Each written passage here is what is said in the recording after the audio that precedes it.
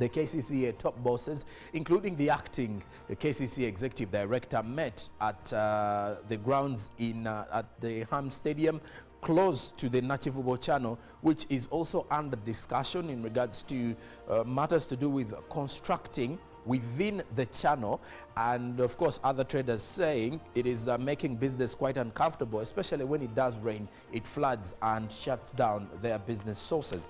But that also mentioned, please do note that today, Thursday, till tomorrow, the ICT job fair kicks off at the Nakawa Innovation Hub, and of course we shall be giving you more of the details as things come by or as things do pass by. But that mentioned as well, today is a throwback Thursday, meaning we shall be throwing back to some of the great memories that brought us up, and in the same spirit giving you a little bit of a throwback to moments such as the opposition leaders in Uganda and some of the issues that have been happening within their battle for presidency, or also in their quest for leadership within the country.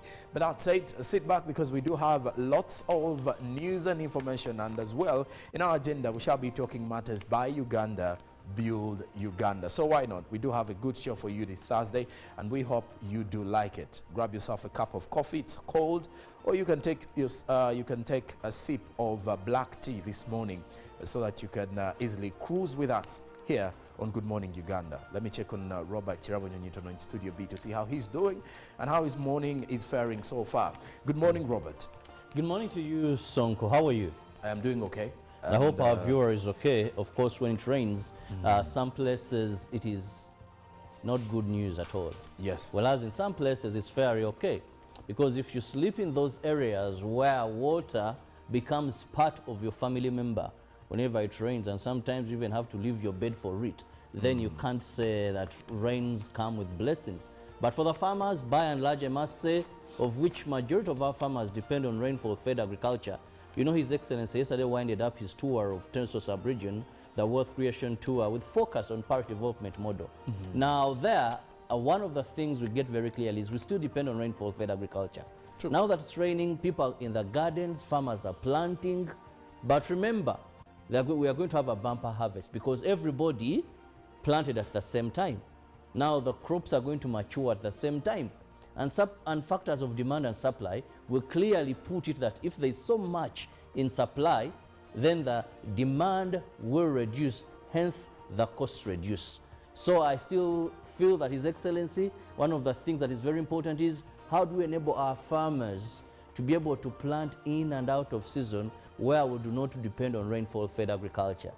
Because if you can't plant when others are not, then definitely your crops will come out at a time when there's so much demand for them and you make good money. But these issues, you find a box of tomatoes going for 900 during a dry season, and the next time you go back, they tell you katipulai yase, it is as low as 250. It doesn't add up. But the thing is, because they all produced at the same time, due to rainfall-fed agriculture being their only reliable source. Well, and of course in that spirit, Robert, yesterday top of the agenda in regards to the newsroom conversations in Uganda, and of course especially in Kenya, was the fact that yesterday the former president of FDC, retired Colonel Dr. Kizza Besigye, was brought before the General Court Martial in Machenje. Now, I would like to hear your sentiments on the same, but also, since it's a throwback Thursday, we've seen so many scenarios under which this same gentleman, who by then was the leader of the leading opposition party in the country, being arrested. If I'm to throw back to a little bit of early 2000, leading to the 2001 elections, now then also about around the 2011 elections, and then during the 2005 situation as we were heading into the 2006 elections. Now, for someone who has done some bit of the covering in regards to political news and everything, what is your take on this particular situation, and what can you refer to in the years back? Well, 2011 is a year we cannot easily forget. Most of the times people who were in the journalism fraternity, I remember I was doing my internship. But one of the things I discovered was, if there has been any opposition leader in Uganda in a current democracy, leave alone those days where it was about the barrel of the gun. But in current democracy that we are living in, so determined was Kizza Besigye. This is a man where journalists had to be at his residence at around 5 a.m. Sonko. And then, if he said by 6, either it's raining or it's not raining, the man would move, he would lead. And these were not very good incidents, to be very honest, because tear gas, arrests and all that. But his determination was something. These days, I see some who say, you go, we shall come after you. We are going into the People's Court, we don't know where it sits. But this was a man during 2011. But also, we want to commend our security, because if it hadn't mastered the game of cooling actions most of the time of walk to work, then I must say things wouldn't have come out to be their best. But one thing I know of him is he doesn't let people go, he goes with the people. So yesterday, yes, we saw him arrested in Nairobi, and he was taken to the General Court Martial. And according to the chairman of the Court Martial, he was charged under Section 117 of the UPDF Act with Obed Lutale charges. Those are 4 counts. 1, fundraising and mobilizing resources against the security of Uganda. It is alleged that that is why he was in Nairobi, fundraising and mobilizing resources against the security of Uganda. But also, the offenses included unlawful possession of pistols and 8 rounds of ammunition, which were allegedly found on them on the time of arrest at Riverside Apartments in Kenya. That was on the 16th of this very month of November. Now, these pleaded not guilty to the charges. So when you look at possession, alleged possession of pistols and rounds of ammunition found with them by the time of arrest, but also fundraising and mobilizing resources against the security of Uganda, these are offenses and are very chargeable when you look at the UPDF Act. But the man himself, going back, I want to say, have never in a modern democracy in Uganda seen a determined leader of opposition that would dare anything than Dr. Kizza Besigye. I must say I've not seen any match to him in terms of courage and determination. But I also at the same time quickly thank our security forces for having averted what would have come out of these actions. Well, of course, and that and more of the other news happening within the country and out of it is what we have for you here on Good Morning Uganda, with which Robert Chirabo, you need to know. We'll start off with what is happening locally and what has been happening in the country for the past 24 hours. Well, His Excellency, just like I said, concluded his wealth creation tour in Teso sub-region. Now, he pledged to source more funding for the parish development model if the current beneficiaries exhibit high level of performance and proper management. Museveni concluded the 3-day wealth creation tour in this region yesterday evening, addressing a rally at Kaberamaido district. He also reiterated his commitment to punish those betraying the program. President Yoweri Museveni also engaged with journalists from the Teso sub-region during this ongoing regional assessment tour for wealth creation and parish development model at State Lodge in Soroti district. The President's 3-day tour of this sub-region is running under the theme Securing Your Future Through Wealth Creation and Shared Prosperity. It aims at addressing regional challenges and promote economic transformation.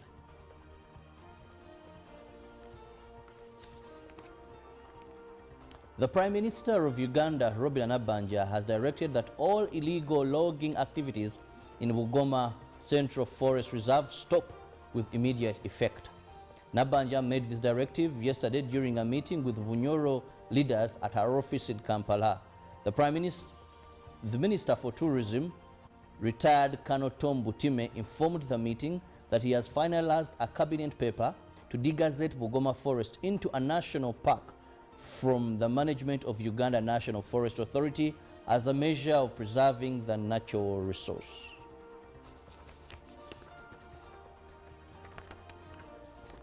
The Ministry of Education and Sports continues to stick on teachers' qualifications to degree level as a requirement in the National Teachers Bill 2024. Appearing before the Parliamentary Committee on Education and Sports, the ministry said upgrading the teachers' qualifications is to improve the education sector and instill professionalism among teachers. However, a section of members of parliament on the committee disagreed with the ministry, citing how there are strong loopholes to be looked at in the sector rather than upgrading the teachers' qualifications. The National Teachers Bill 2024 intends to instill discipline and regulate the teaching profession, a pivotal step towards enhancing the quality and professionalism of Uganda's education sector. The State Minister for Higher Education, Dr. John Chrysostom Muyingo, emphasized the requirement of teachers' qualifications to degree level and continuous professional development. The National Teachers Bill 2024 is complying and pushing for transition in profession, where it proposes licensing of teachers and introduction of school practice by teachers.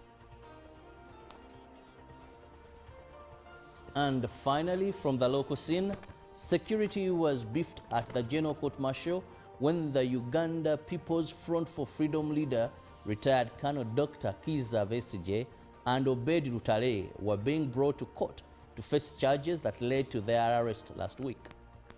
Dr. Kizza Besigye and co-accused Lutale, who were just shifted directly to the court dock by around midday at the court presided over by the chairman, Brigadier General Freeman Mugabe.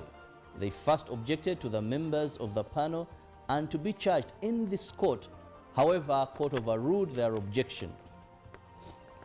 Later, basing on proceedings under Section 117 of the UPDF Act, Dr. Kizza Besigye and Obed Lutale were charged with 4 counts, among them fundraising and mobilizing resources against the security of Uganda.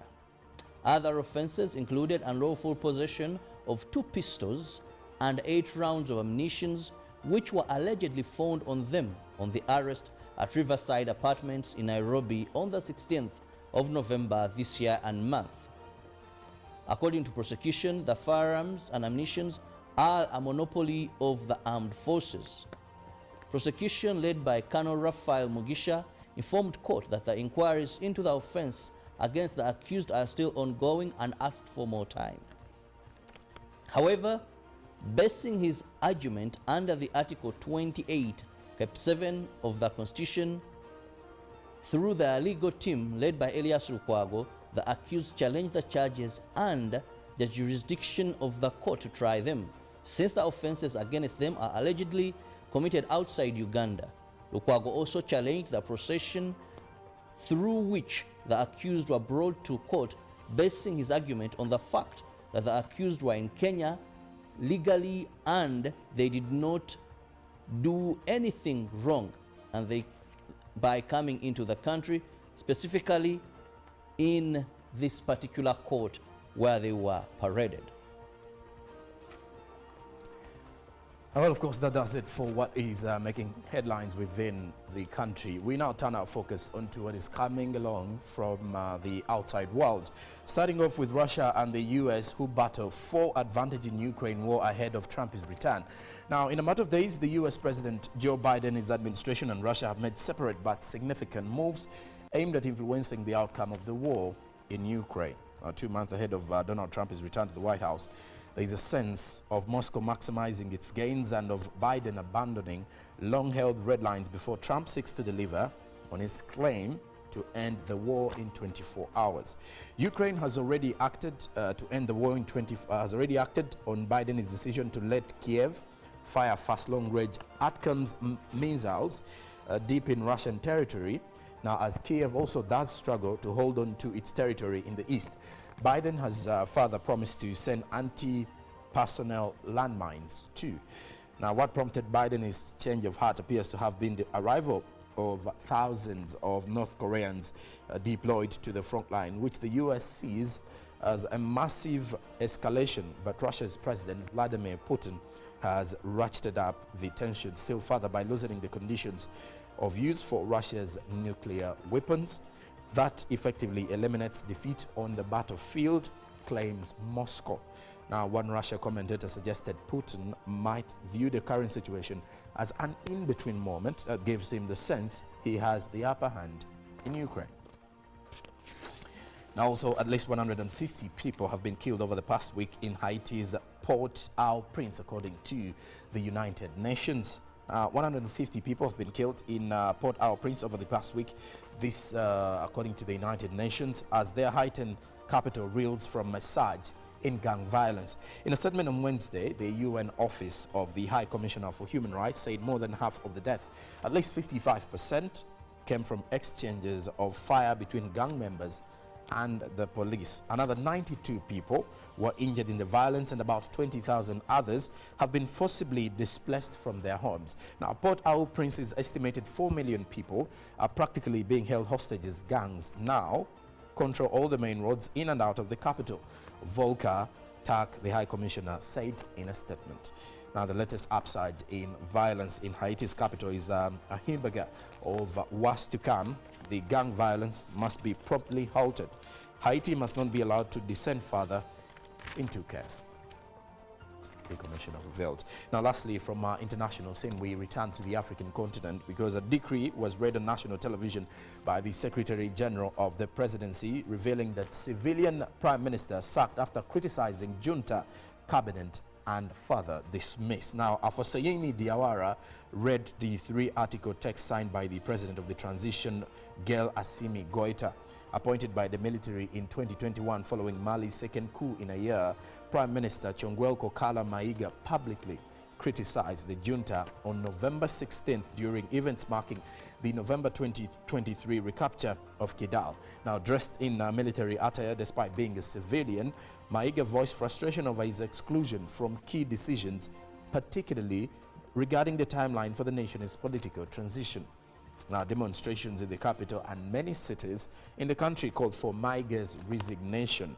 A section of the Malian military known as the Collective of Military Defense, CDM, is accusing Prime Minister Chongwel Kokala Maiga of treason and denunciation following his criticism of the ruling generals. And well, that does it for our international news. Now, looking at the front pages this morning, what do the papers have to say? Now, the situation in Uganda is rotating a lot around the arrest of retired Colonel Dr. Kizza Besigye. At the front page of the New Vision, how security tracked Besigye remanded over illegal firearms. There's a report on that in page 6 and 7. At the front page, you can see retired Colonel Dr. Kizza Besigye, the former president of the FDC, and his co-accused, Haj Obeid Lutale, in the dock at the General Court Martial in Makinde, Kampala, where they were charged and remanded over offences related to security and unlawful possession of firearms yesterday. Now, absenteeism. Government orders expulsion of teachers due to absenteeism. Find more details of that in today's New Vision. Now, also at the top of New Vision today, Museveni rallies Teso on production. That report is also in the New Vision as well, including a picture of the president at the front page of the New Vision. Now, off to the Daily Monitor, how Besigye's arrest was planned. In between the line, in familiar dock, the charging of Dr. Kizza Besigye in a military court yesterday was a continuation of covert efforts between foreign affairs officials and operatives from the Defense Intelligence and Security. Now, also, compensation claims kick up dust in Nigeria. That is at the front page of the Daily Monitor. And then your free pullout inside in DM today. After 20 years, we know God's grace is key. Read about that relationship and how fast it has been evolving because of God's intervention in it. Then in the other news, taxman goes after modern apartments. Find out more developments in the Uganda Revenue Authority's strive for domestic tax mobilization. Now, let judges do their work, says Norbert Mao. Now, you can also look at what the law says on extradition, accounts of court proceedings, the troubled past of Besigye, who is Obeid Lutale, and the last moments that Besigye and Obeid had in Nairobi before his arrest. Now, off to Kenya, the Daily Nation. Interesting reports here because the Daily Nation is top header says abductors playground. alarm. Many Kenyans have also been arrested, reported missing or found dead in recent months. Now, rights violation, the abduction in Nairobi and subsequent transfer to Kampala of Ugandan opposition leader Kizza Besigye adds to a growing list of dissidents hounded in the country, raising fears that Kenya is no longer safe for those fleeing political persecution in their home countries, as well as visiting foreign nationals and opposition figures. The question is, when will this stop? Asks the Daily Nation. Now, also, lawyers' body accuses the JSC of belting corruption judges going to bed with the executive. Then also MPs reach deal for 7 billion Kenyan shillings more for counties. Now, inside Raila's plan to ring-fence bastions amid Ruto onslaught.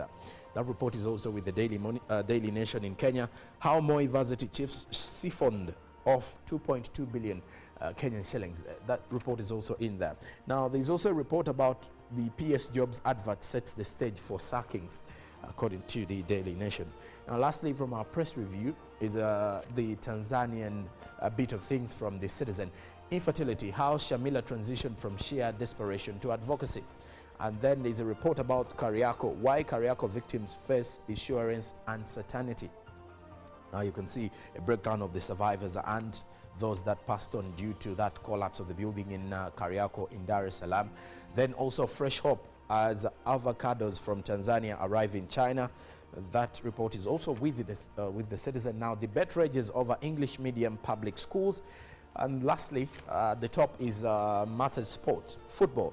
Coach hopes that Taifa Stars will break the jinx at the 2025 AFCON finals that will be held in Morocco. Now, when we do return after the break, we have a conversation in our newsreel talking matters disaster preparedness following the situation of the Katakwi floods after the Red Cross took help to the people in Katakwi. Our conversation this time around is going to be looking at the role of humanitarian aid in disaster response and what else can we Ugandans do to ensure that we respond to disaster, and also looking at the bigger picture, the central government, how best can they do this so that we do not have to lose lives and millions of property due to disaster. But before that, it's throwback, and our throwback song is coming from the band Expose. Your Baby Never Looked Good in Blue. Good morning. Live from UPC Studios in Kampala, this is Good Morning Uganda.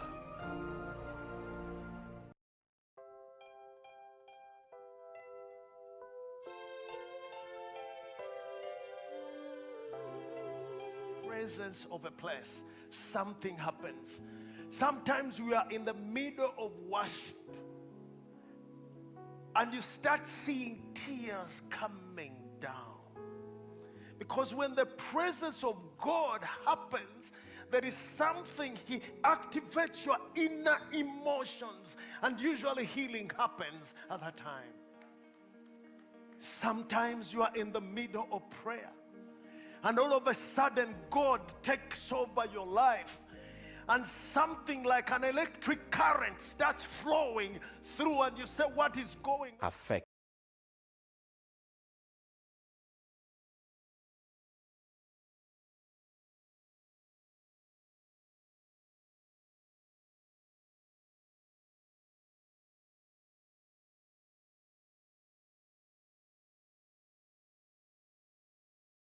To the former FDC leader, Colonel Dr. Kizza Besigye, who was brought before the court-martial yesterday in Makindye on charges we are to give you in our news this morning.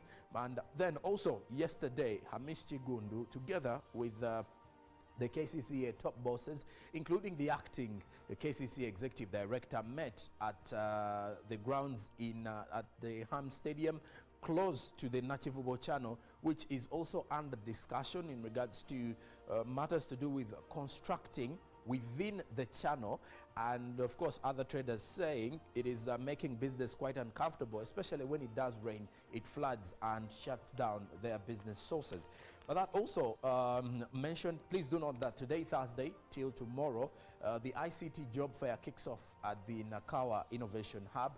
And of course, we shall be giving you more of the details as things come by or as things do pass by. But that mentioned as well, today is a throwback Thursday, meaning we shall be throwing back to some of the great memories that brought us up, and in the same spirit, giving you a little bit of a throwback to moments such as the opposition leaders in Uganda and some of the issues that have been happening within their battle for presidency, or also in their quest for leadership within the country.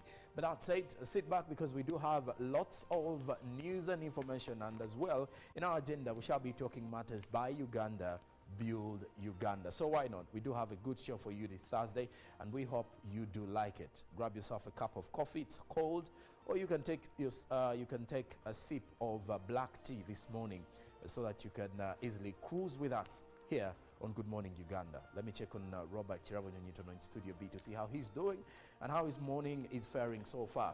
Good morning, Robert. Good morning to you, Sonko. How are you? I am doing okay.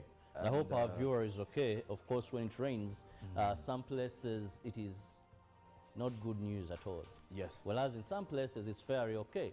Because if you sleep in those areas where water becomes part of your family member, whenever it rains, and sometimes you even have to leave your bed for it, then you can't say that rains come with blessings.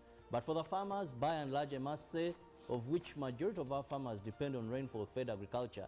You know, His Excellency yesterday winded up his tour of Tenso Sub-Region, the Wealth Creation Tour, with focus on parish development model. Now there, one of the things we get very clearly is we still depend on rainfall-fed agriculture. True. Now that it's raining, people in the gardens, farmers are planting. But remember, we are going to have a bumper harvest because everybody planted at the same time. Now the crops are going to mature at the same time. And hungry for truth, a world where every story matters. There exists a beacon of trust and reliability. For decades, they've been our voice and our window to the world, holding the mirror of our history. With 4 TV stations and 11 radio channels spanning 27 languages, they stand as guardians of information, defenders of truth. With Mascari Heritage Advantage, they uphold every citizen's right to reliable and free information. Their archived stories shaped our past and illuminate our present. Yet now, as new challenges arise and the world evolves, their mission faces its greatest test yet. Be part of our journey and let's navigate the unknown, uncover the untold, and safeguard our future together. Tune into your public broadcaster, for it is the intersection of trust and truth. Because to UBC, your story, every story, and every voice matters. UBC, inspiring Uganda. Live from UBC Studios in Kampala, this is Good Morning Uganda.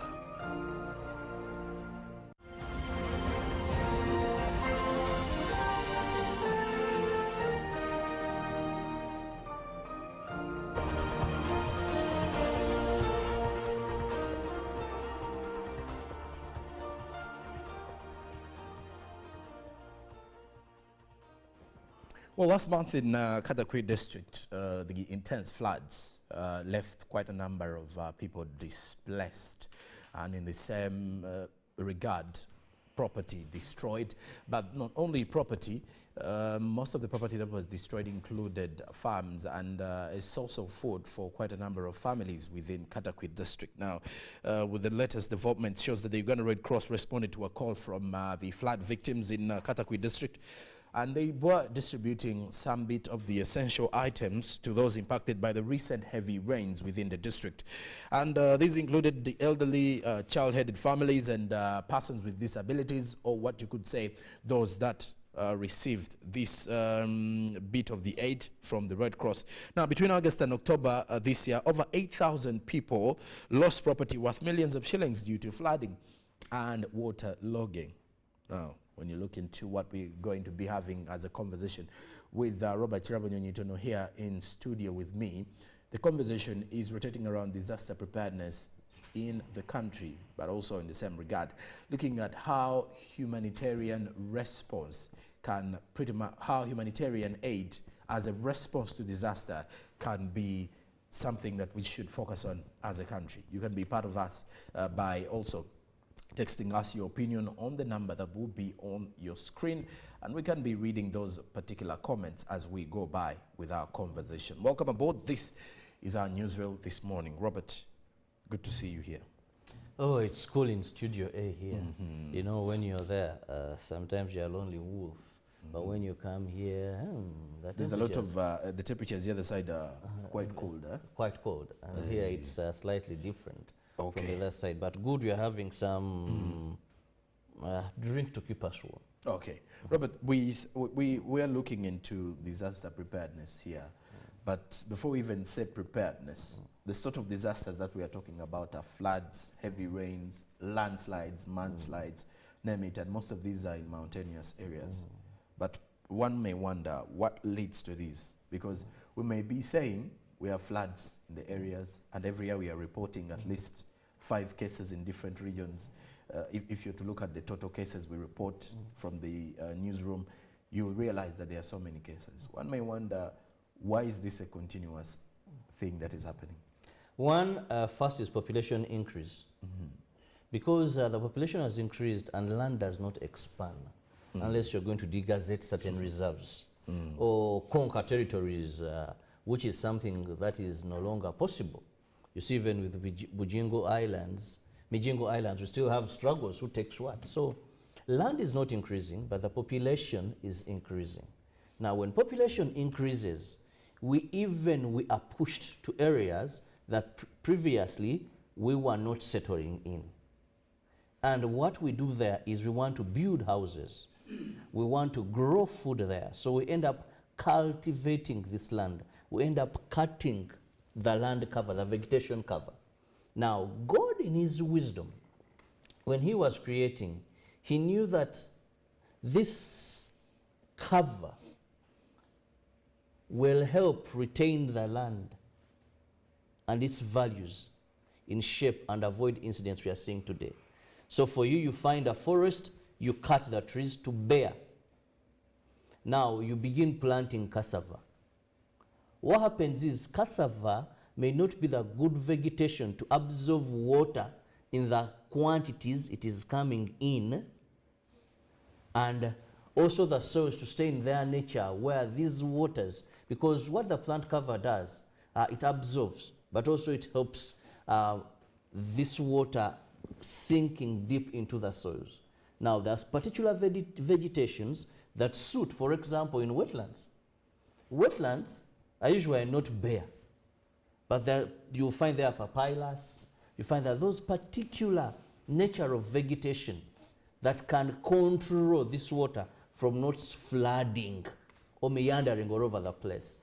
Now, human beings come and remove that particular vegetation and put what they find sweet for them, for their benefits in terms of food, or totally remove the vegetation, and you talked of farms, and put homes.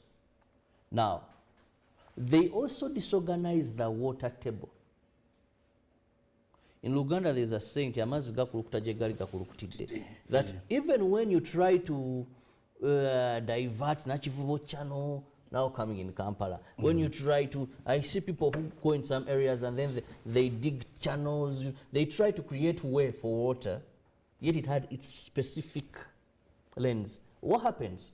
After some time, this water is going to come back to this, it will look for its previous places where it was moving. That when it used to rain in large quantities, because our brothers in meteorology will tell us there's what they call normal rains, rains above normal, and other terms they use, average rains. So when you have rains above the normal. Previously you could have them, but there was vegetation. Previously you could have them, but water under the creation map had proper channels, maybe till it came to a swamp, it came to a lake, or a better water body to take it. Now, human activity, population increase has led to us disorganizing the water table, disorganizing the water pathways, the naturally created water pathways. And what has happened? Water, in form of looking for where to go or to find its destination as planned, comes into our homes, comes into our farms, and hence this is what happens. Well, and Robert, let's now look into the devastating impact of floods here, because when you look at the figures showing about 8,000 people losing lots of property, one may wonder, these floods, mudslides, landslides, what has the impact been over the past years and over, you know, the past seasons where I've been reporting these cases? Well, happy we haven't reported any death, for example, of the case of Katakwi. But if we are to quantify this in two manners, one, government loses a lot of money because at the end of the day, these people cry out loud to government. And the Ministry of Disaster Preparedness will have to look for monies to provide the basics for these people to live. Two,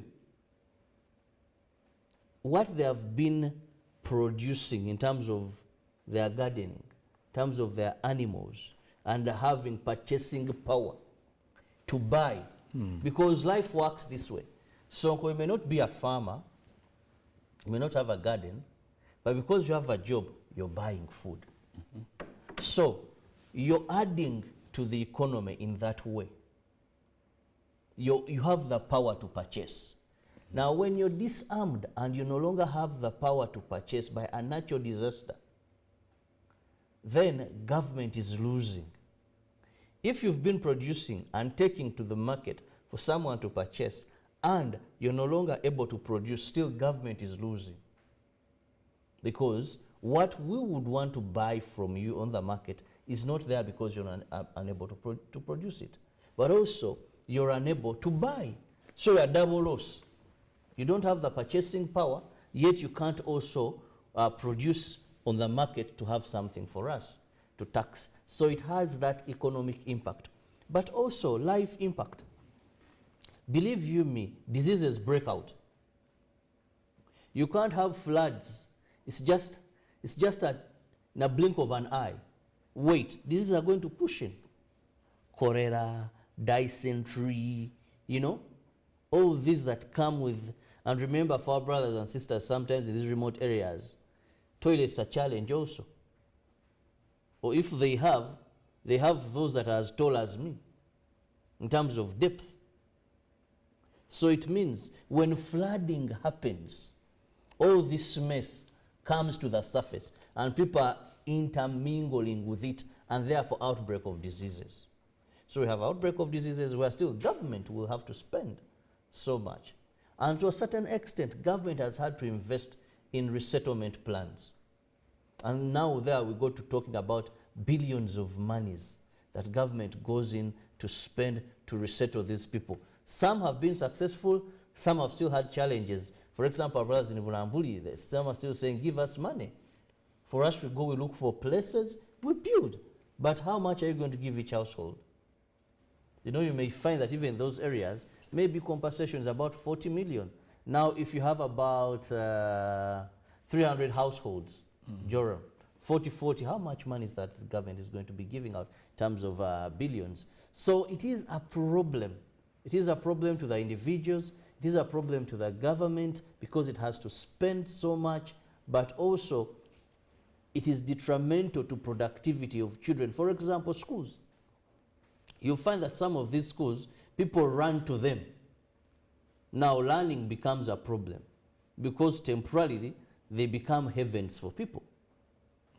The students, the pupils that are going to these schools, definitely they'll stop schooling because the roads are not very viable. The homes, you can't leave a home where it has been washed away by all has been immersed in water in these floods, and you say you're going to school, because even your books, you know how.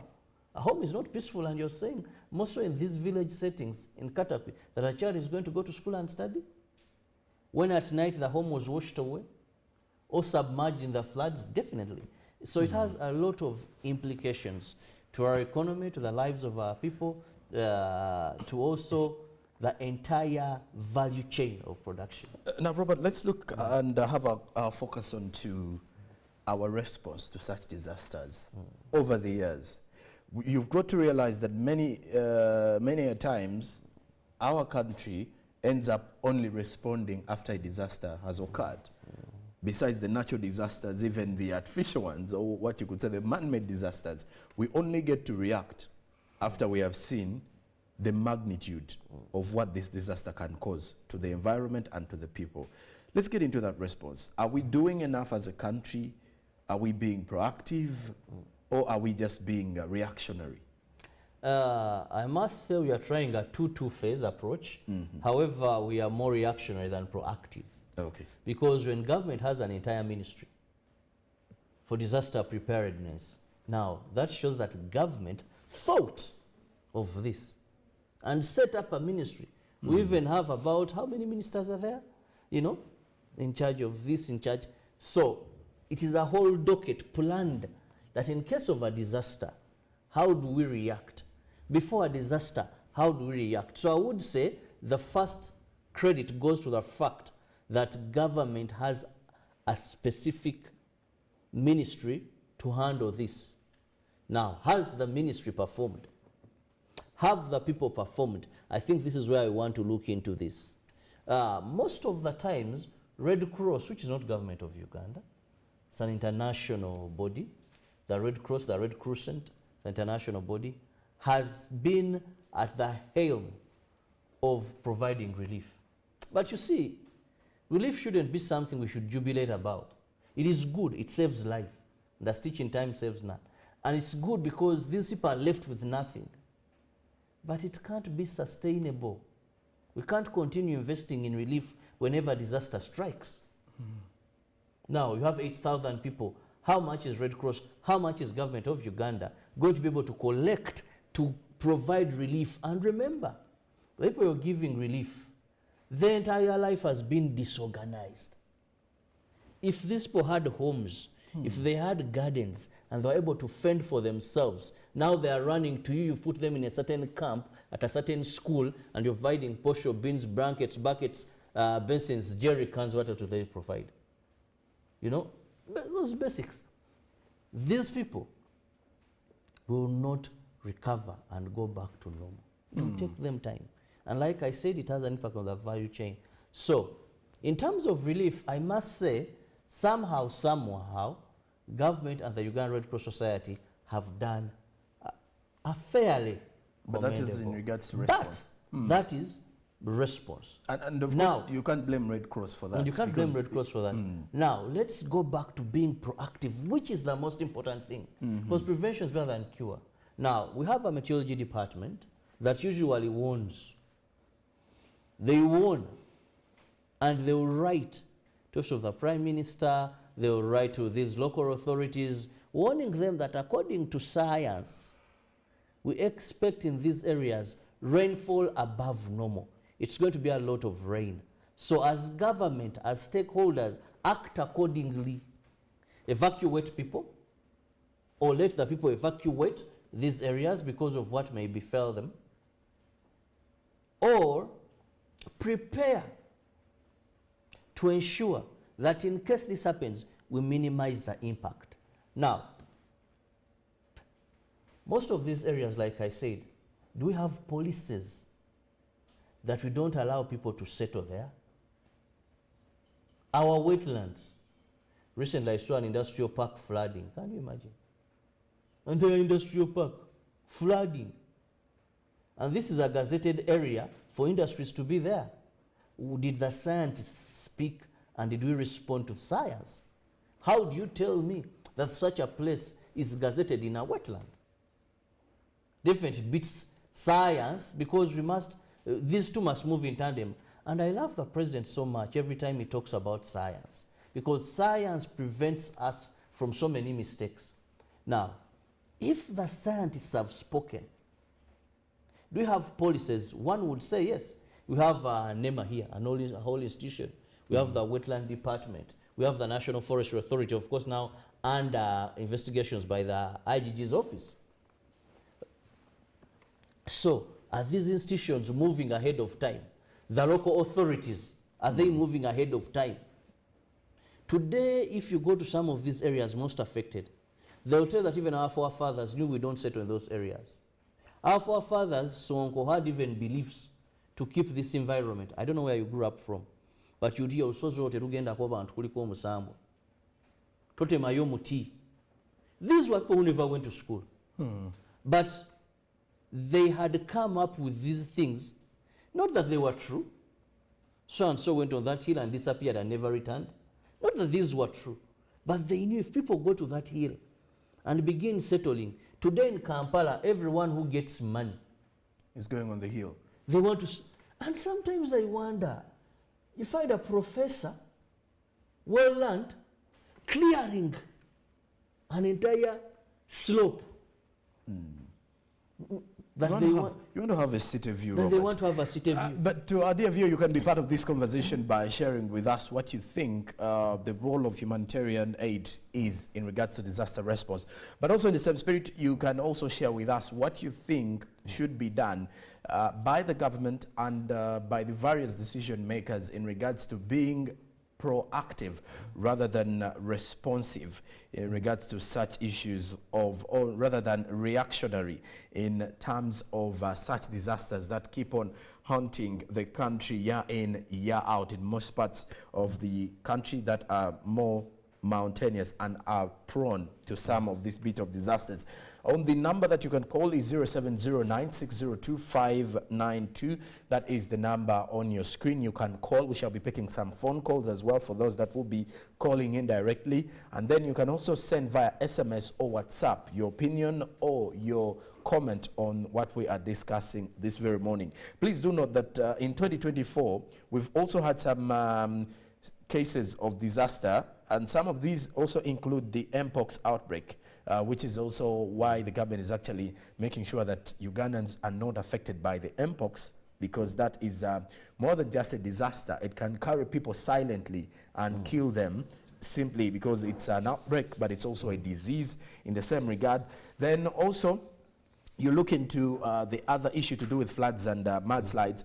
In May 2024, we did report and also had a conversation of a situation in Kasese where quite a number of people passed on, about 13 fatalities, 8 injuries, and there were also some missing persons when a disaster resulted in, when a disaster happened in Kasese. And of course, every year, we've been having quite a number of reports coming in from Kasese due to the flooding in that same area. But also in Bale, just a month back, the same situation happened. Some bit of the flooding simply because of the heavy rains. And you can easily know that these are cases that are nature-oriented at times, but also we play a huge part in contributing to these situations as humans or the people who are settled within these areas. That is why we're asking you to be part of the conversation by sharing with us what you think should be the best way we can deal with such kinds of situations, especially when it comes to disaster preparedness.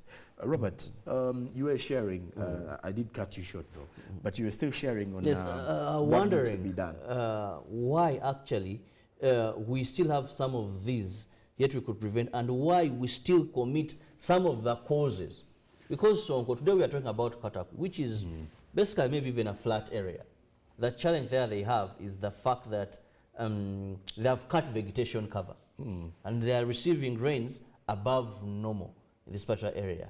But also they have been able to occupy certain areas that were inhabitable and preserved to be catchment areas for water.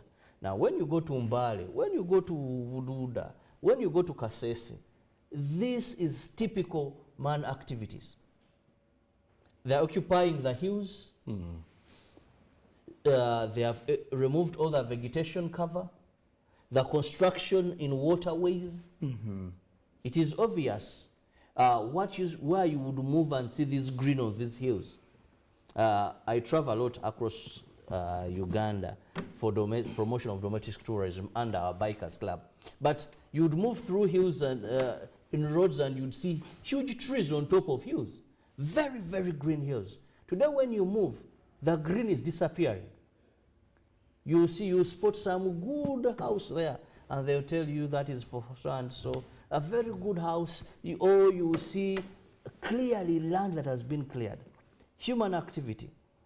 Now, what government must do? One, the specific institutions that have been set in place to protect the environment should do this without fear of favor.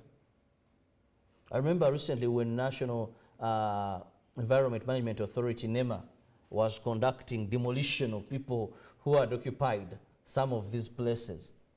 Some people had questions on certain things that were not removed. I want to open up Pandora's box.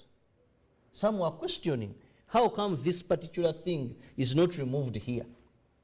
Well, Robert, also there's this comment that has always been coming up, that why don't people leave these areas?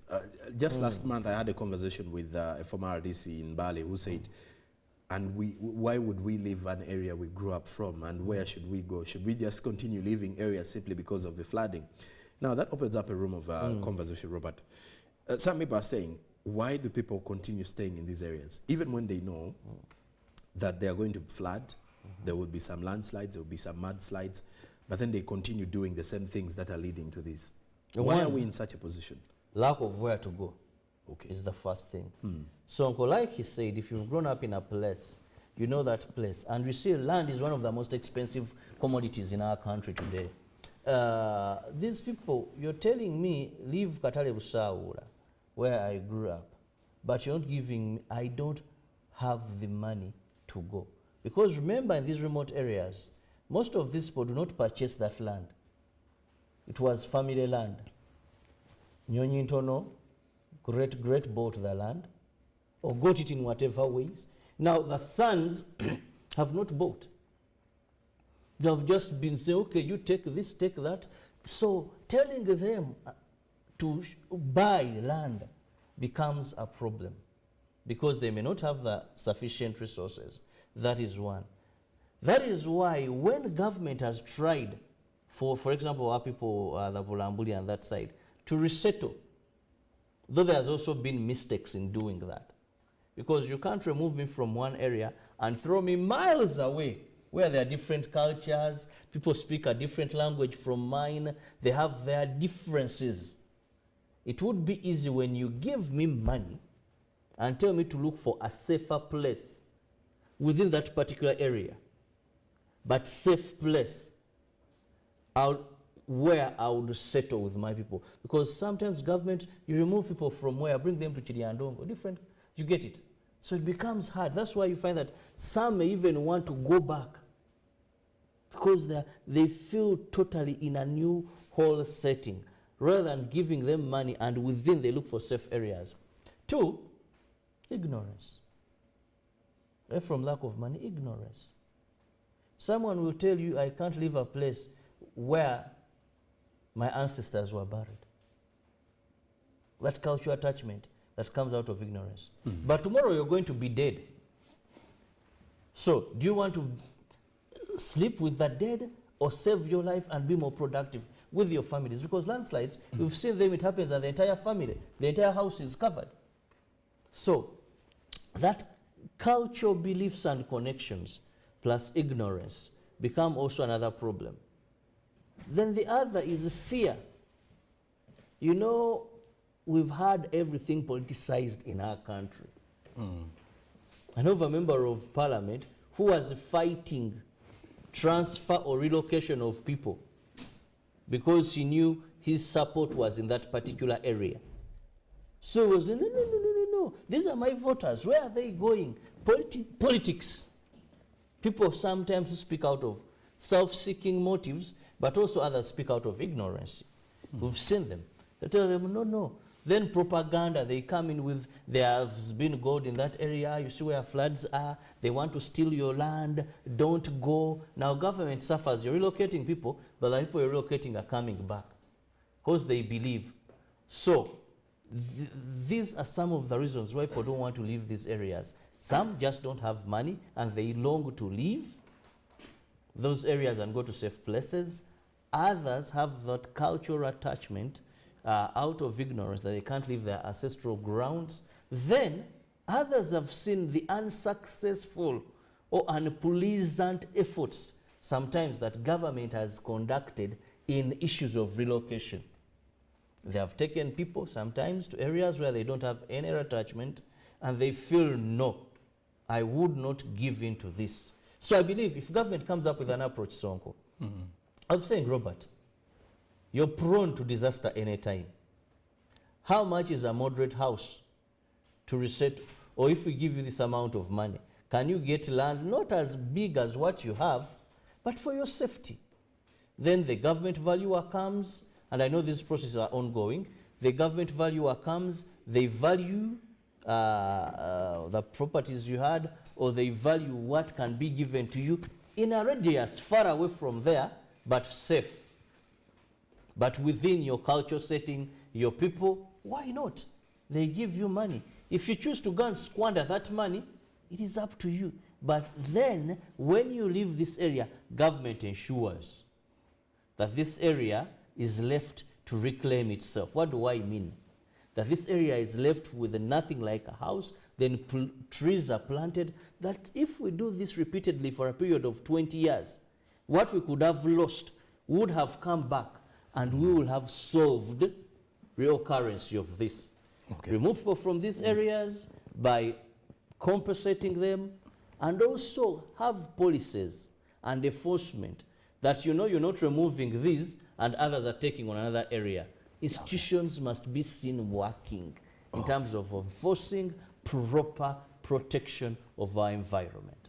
Well, and that does it for our newsreel. The conversation does continue online, though. On X, the hashtag is UBCGMU, where you can be sharing your opinion in regards to that, the WhatsApp number as well, and share your views and opinions on the same conversation we've been having this morning, and what you think should be the best way for us to respond to any sort of disaster, and how best we can prepare for the same as a country. I've been with Robert Chirabonyonyintono in this newsreel. Coming up next is the Good Morning Uganda Tourism Express. Later on, I'll be giving you the latest from business. Good morning.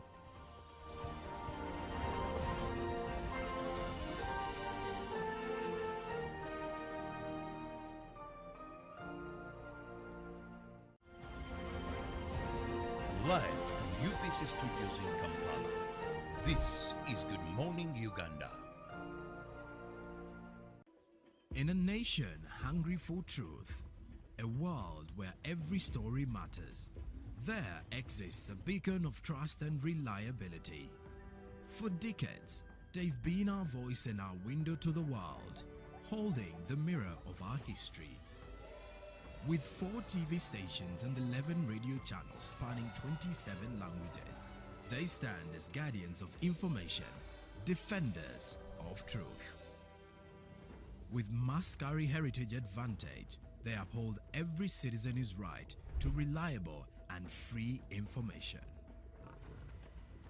Their archived stories shaped our past and illuminate our present. Yet now, as new challenges arise and the world evolves, their mission faces its greatest test yet. Be part of our journey and let's navigate the unknown, uncover the untold, and safeguard our future together. Tune into your public broadcaster, for it is the intersection of trust and truth. Because to UBC, your story, every story, and every voice matters. UBC, inspiring Uganda. Live from UBC Studios in Kampala, this is Good Morning Uganda. It's actually nice to know that we can feed the giraffes here at work. Getting so close to them, feeding them, Actually, they are very gentle animals. Giraffes are one of the most amazing animals that I love. Meeting, feeding. Maybe because we are totally opposite, because when you see my height, I'm definitely very short compared to giraffes. Now look at this young giraffe. It is very tall. She's very tall, actually. I think I'm just not even halfway. But I love giraffes. However much they are totally the opposite of mine. And this is the GM Tourism Express at UBC. Thank you so much for keeping around, sticking around. My name is Aine Magara, and I'm a zookeeper at the Uganda Wildlife Conservation Education Center. Today we are going to talk about the giraffes, the tallest land animals that can go up to 13 feet. That's quite tall. So they are also what we call the biggest ruminants on land. Ruminants are animals that chew the cud or regurgitate. So giraffes happen to be the biggest of all the living ruminants. And here at the zoo we have 3 giraffes. The one that was behind me, we call him Diamond, and he's the one who is sponsored by Diamond Trust Bank. And he's not even 2 years. He was born in June of 2022. That's when Diamond was born. But also further behind there is Seguia, who is the dad, and North. So those are the 3 giraffes that we have. Very gentle animals. Giraffes are predominantly browsers, or they feed on tree leaves. However, they are known also to feed on grass. They can bend and feed on grass. They can feed on shrubs, depending on the availability of food. So here at the zoo, our giraffes mainly feed on browse, different species of browse, like the one we are feeding is called Cariandra. So they at least have 4 hips, 4 very big hips of browse, which we raise because these are tall animals and they feed from on tall plants.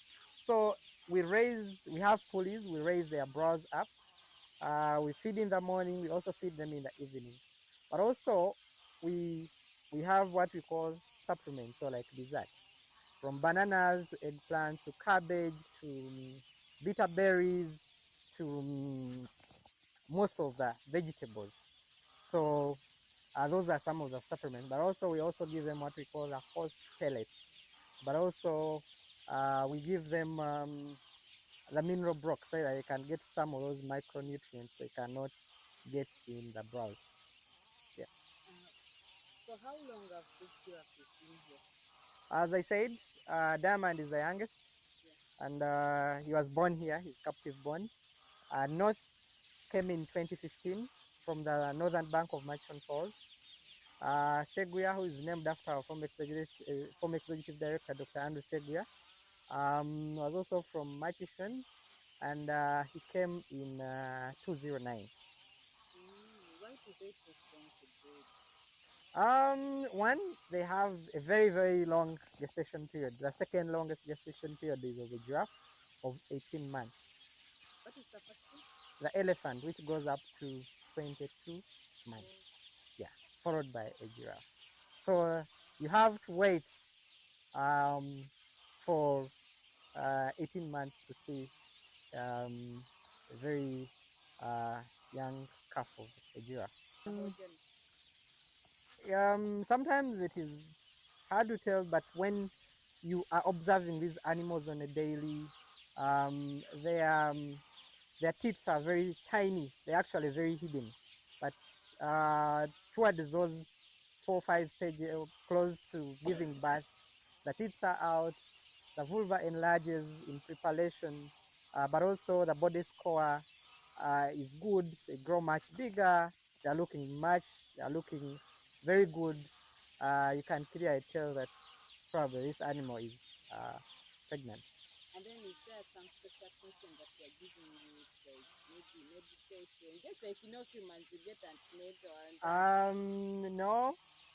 These guys, they usually have natural birth, but in case we monitor them during especially that critical time, such that in case it needs assistance, our vets can be on standby and they assist in giving birth. But most of the giraffes that have given birth, they give birth on their own.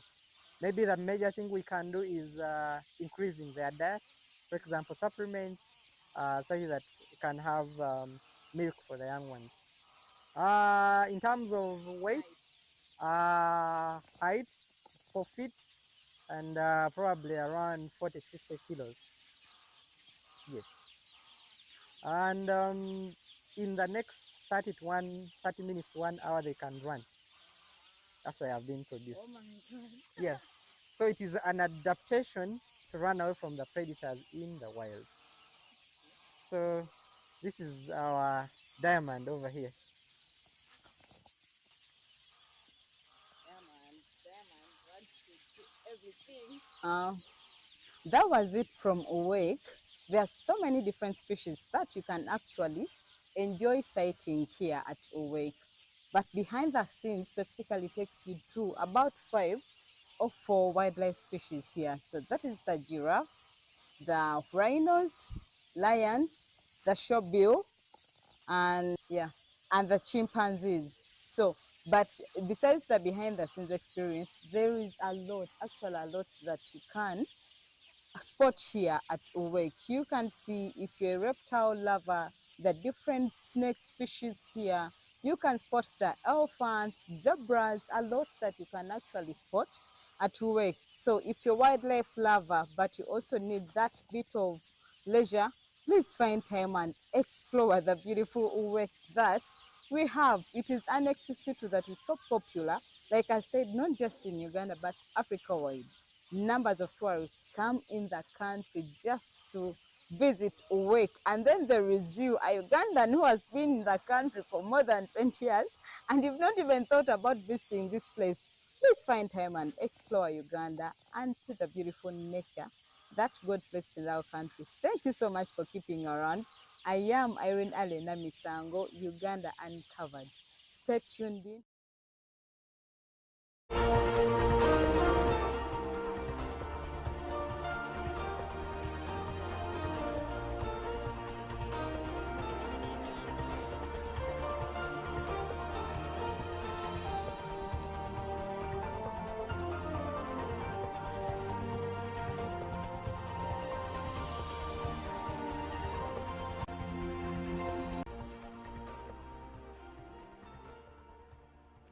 And it's now business time. We start off with what is happening within the Kampala Central Business District, because the construction by Ham Enterprises, which has been ongoing around the St. Balikudembe market, that is the Owino market around the Jagula Channel, has been halted over concerns of illegal construction activities that might have caused overflooding that were raised to the Kampala Capital City Authority. Now, as you can see in the picture, the Owino market in Kampala, about the flooding that happened over the weekend.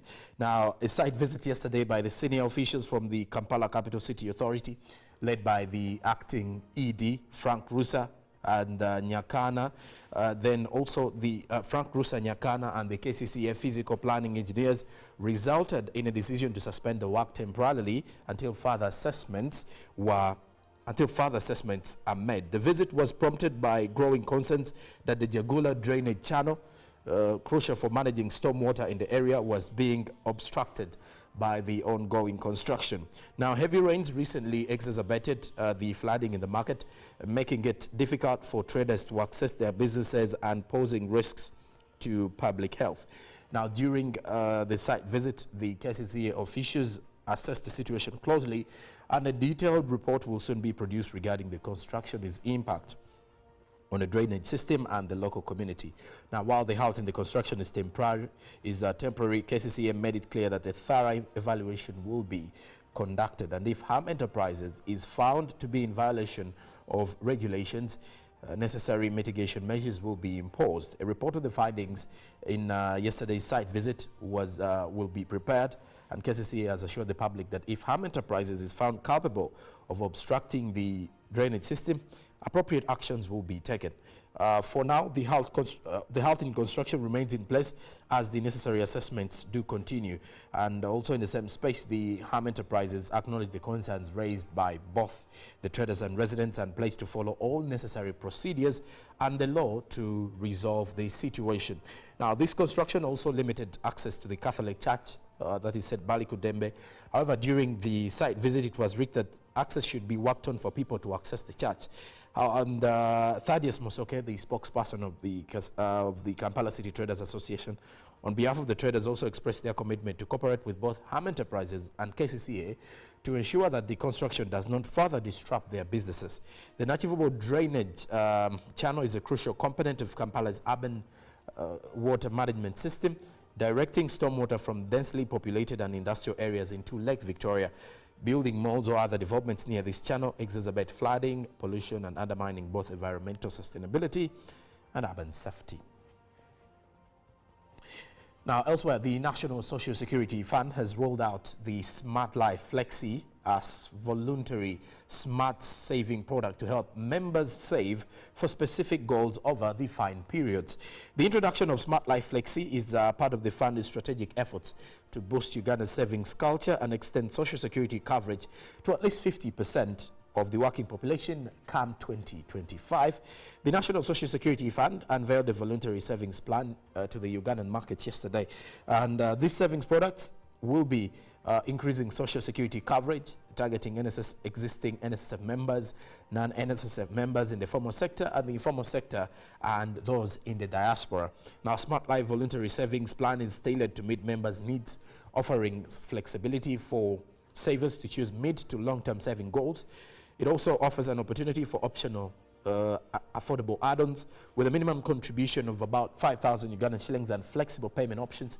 Smart Life Flexi has been lauded by analysts and business leaders as a revolutionary product. According to NSSF, over 1.2 million Ugandans in the formal sector, 8.7 million in the informal sector, and about 800,000 in the diaspora make up the unserved and underserved segments of the working population who can tap into Smart Life Flexi and work towards their financial goals. Now, away from that, we talk matters energy, because the Ministry of Energy and Mineral Development has urged the local community in Buyende district to support the nuclear power project, assuring them of fair compensation and livelihood restoration of all project affected person. The commitment was made during the launch of the Resettlement Action Plan study, which sets the stage for further technical evaluation for the realization of the nuclear power plant project. Now, Resettlement Action Plan study is conducted and implemented to enhance the development impact of the project and thereby improve the living standards of affected people.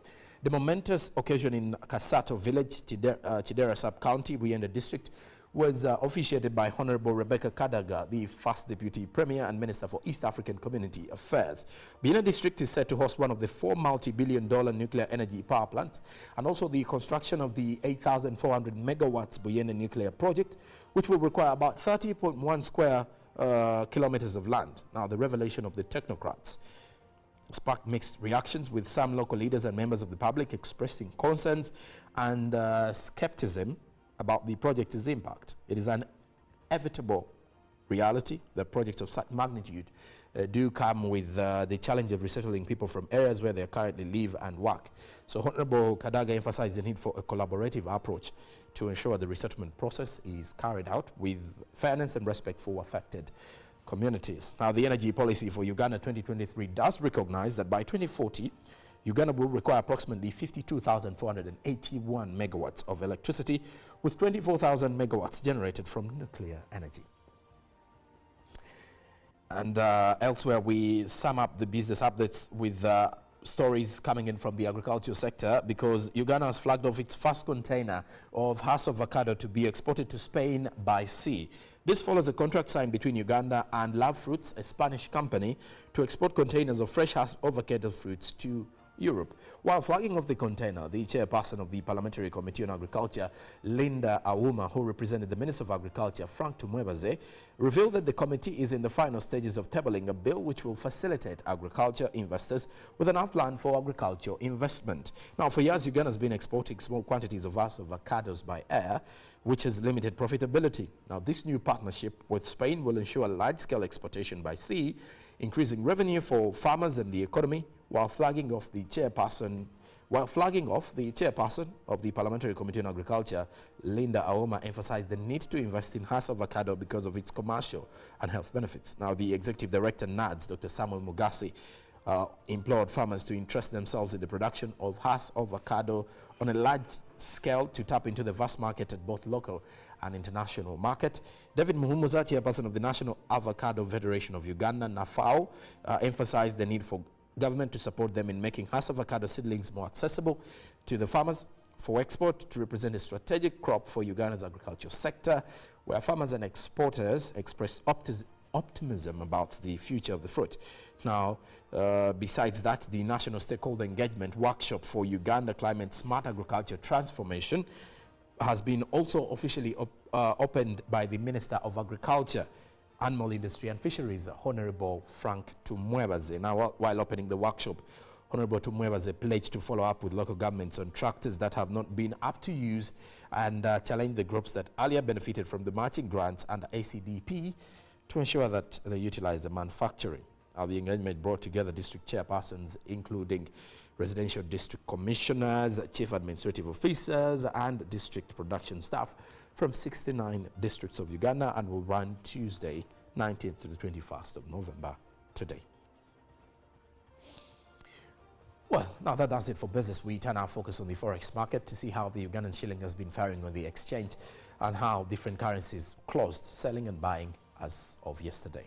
Now, the US dollar Wednesday opened buying at 3,677.32 shillings, while selling with 3,687.32. By midday, the US dollar was buying at 3,684.86, while selling with 3,694.86.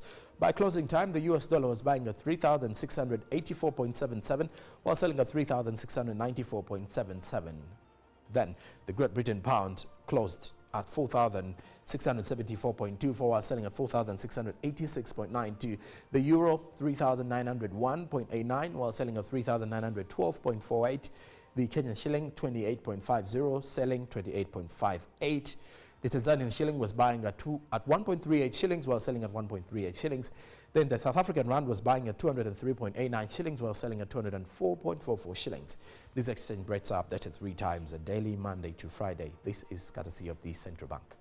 Well, on Saturday at 8:30 p.m., the UBC Business Roundup is up and running, and we give you details regarding the top stories that have made rounds within the business environment for the entire week, that is within the country and out of it. For now, the Good Morning Uganda Business Updates does come to a closure this week. We shall be back on Monday with the latest from the world of business. Though, Good Morning Uganda continues. Stick around.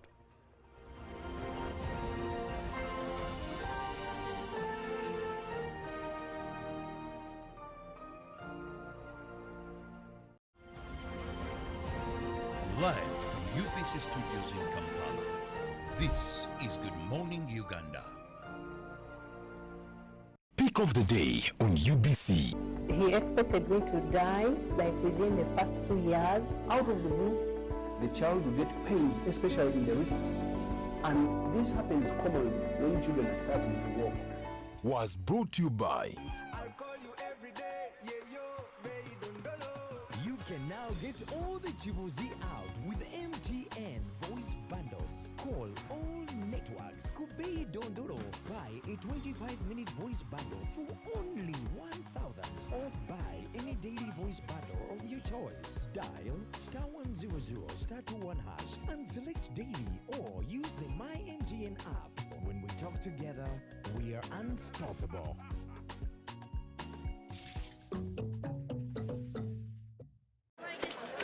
Juko. Yo. Check the shopping, man. What's your secret? Haven't you heard of the parish development model PDM? Yes, I did, but I thought it was just a talk. No, Sebatia. It is real. I and a few friends together formed a circle, accessed money from the PDM, invested in a portrait project, and now things are moving.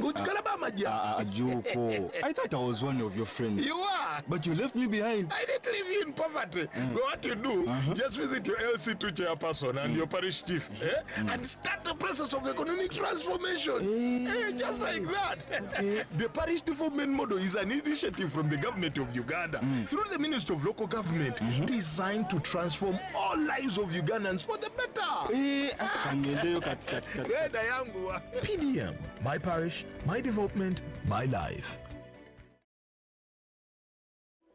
In a nation hungry for truth, a world where every story matters, there exists a beacon of trust and reliability. For decades, they've been our voice and our window to the world, holding the mirror of our history. With 4 TV stations and 11 radio channels spanning 27 languages, they stand as guardians of information, defenders of truth. With Maskari Heritage Advantage, they uphold every citizen's right to reliable and free information. Their archived stories shaped our past and illuminate our present. Yet now, as new challenges arise and the world evolves, their mission faces its greatest test yet. Be part of our journey and let's navigate the unknown, uncover the untold, and safeguard our future together. Tune into your public broadcaster, for it is the intersection of trust and truth. Because to UBC, your story, every story, and every voice matters. UBC, inspiring Uganda.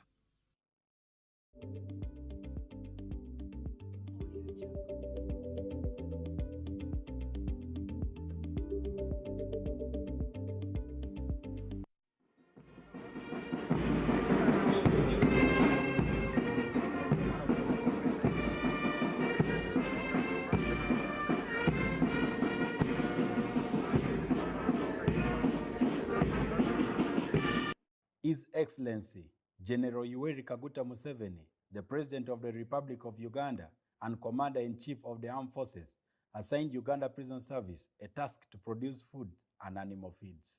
This was a directive of July 2022 to Ministry of Agriculture, Animal Industry and Fisheries to allocate land to Uganda Prison Service for food production.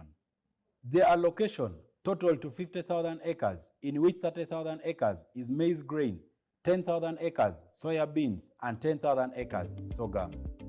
Areas allocated to Uganda Prison Service include Aswa Farm in Pade District, northern part of Uganda.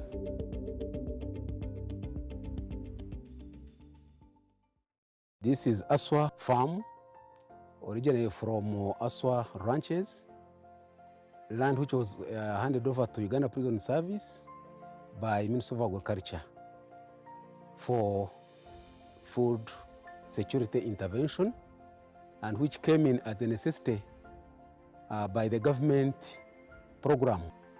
And this one arose out of the food scarcity that was happening in the country, and the government through my felt that we should produce food. And this intervention includes Uganda Prison Service. Bush clearing here started on the 10th of October 2022, and it is progressing on well. Apparently we have covered acreage of 1,000 acres, which is being prepared.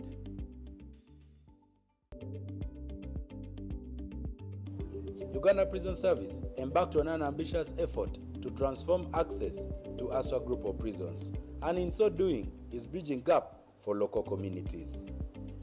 The construction of new roads and bridges has significantly improved accessibility to the facility, paving way for enhanced economic opportunities and sustainable development.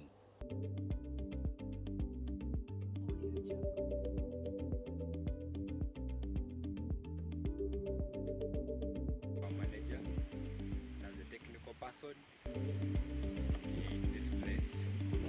It's a new farm among the new farms which are introduced for food security. And we are seated on an acreage of about 30,000 acres.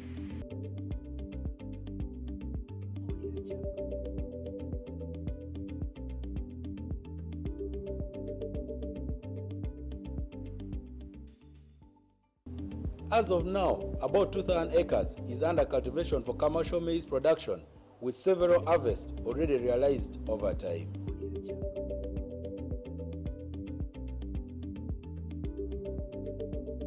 Additionally, storage facilities are being established to ensure efficient handling and distribution of produce.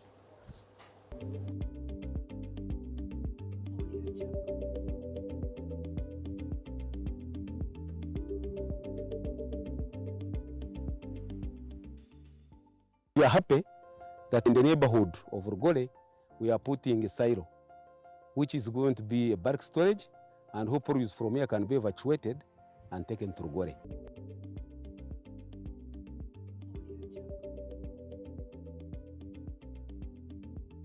An agricultural engineer deployed in Rugole Prison Farm.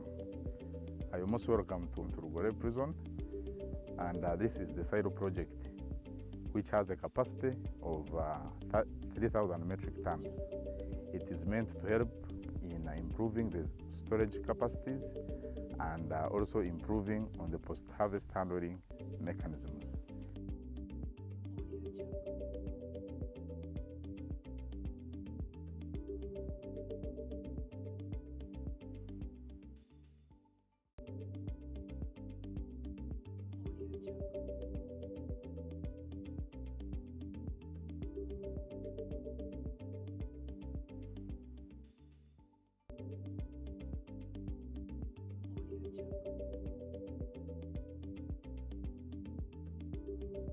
It's projected that in the next 3 to 4 years, Uganda Prison Service is expected to complete the overall 30,000 acres through establishment of more prison facilities within an agricultural complex.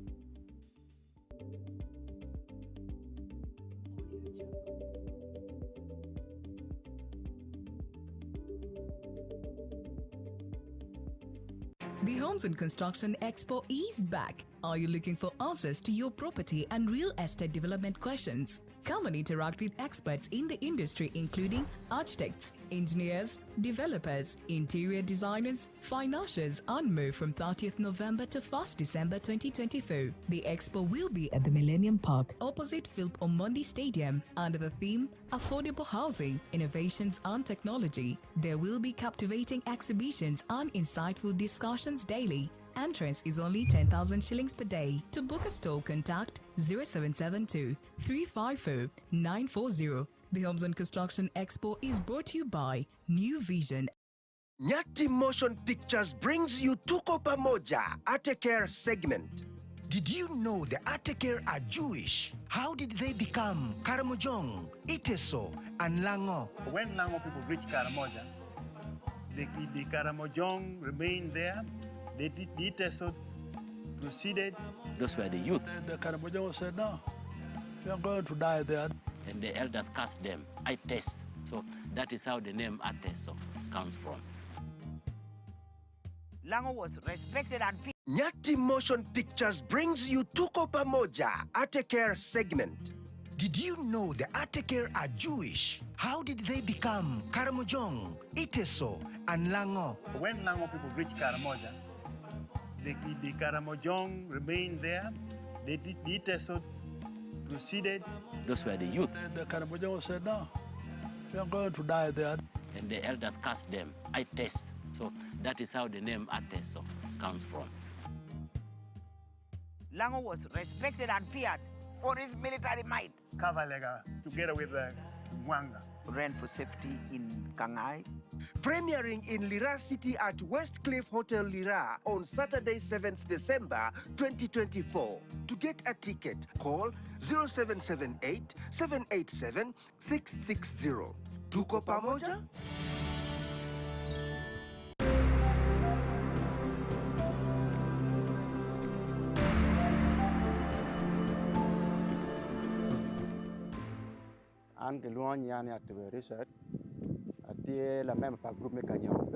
My name is Atube Richard, a member of a group called Kanyope, located in Bungatira sub-county. This group started in 2008, but the Prelnol project started supporting us in 2009. The project has offered us training on farming, and the training we got has helped us immensely. We used to farm in a traditional way, planting a variety of crops. But when the team from Prelnor approached us, they asked us to choose particular seeds to grow which can yield very well in our area. We chose groundnuts and rice, which we are growing. With this kind of farming, the project also taught us how to sell as a group after finding a market. The support from the project has been so good to us.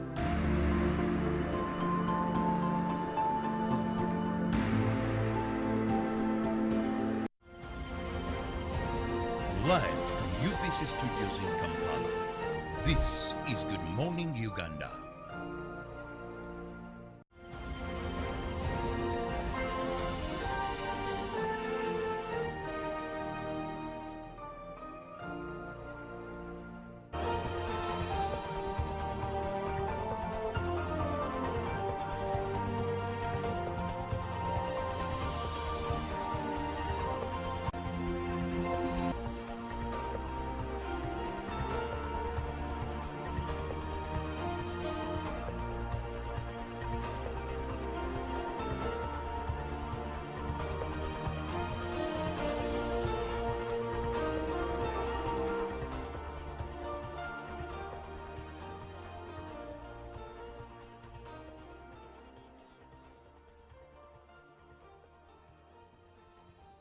Well, promoting local content is one of the things that the government is preaching so highly, and there has been so much of the efforts by the government to ensure that local content and of course also consumption of local services and products is one of the things that many Ugandans should be upholding. And in the same regard, our topic of conversation this time around takes us to the Buy Uganda, Build Uganda, and looking into promoting the Bubu policy by skilling the children, because right from childhood or right from school, this is where you have to advise, or you have to put that spirit of supporting Ugandan-made products, or that spirit of patriotism should be uprooted right from childhood or right from school. So this is our conversation this morning that you can also be part of. If you feel that you have a comment or an opinion on our conversation this morning, I have a guest coming in from Cosmos Uganda, and she is the team leader at the same. This is Catherine Batio, who does join us once again here on Good Morning Uganda as we look deeper into skilling of the children as we are promoting Bubu amongst the natives and amongst the Ugandans. A very good morning, Catherine. Thank you for joining us. Good morning. Good morning, Uganda, once again. I'm privileged to be here talking about scaling Uganda, buying Uganda, building Uganda. So let's have the talk today and see how we can build our nation. All right, and indeed we're going to have a conversation and an interesting talk, I should say. But first off, if you can take us back to what Cosmos does, so that a viewer who's getting to see you for the first time on air understands more. Cosmos is an abbreviation of a very long word. It's a capacity building organization for small and medium enterprises and skills support. So our skills are related to SME. Whatever skills that we provide should be able to translate into business. Cosmos is a women-led organization. We are a national NGO, and our focus is to enhance development, but also looking at the different opportunities that within our government, within the country, and uplifting the most vulnerable. Okay, indeed, uplifting the most vulnerable. Let's get into the issue of Buy Uganda, Build Uganda. now as an initiative, as an organization that is centered around SMEs.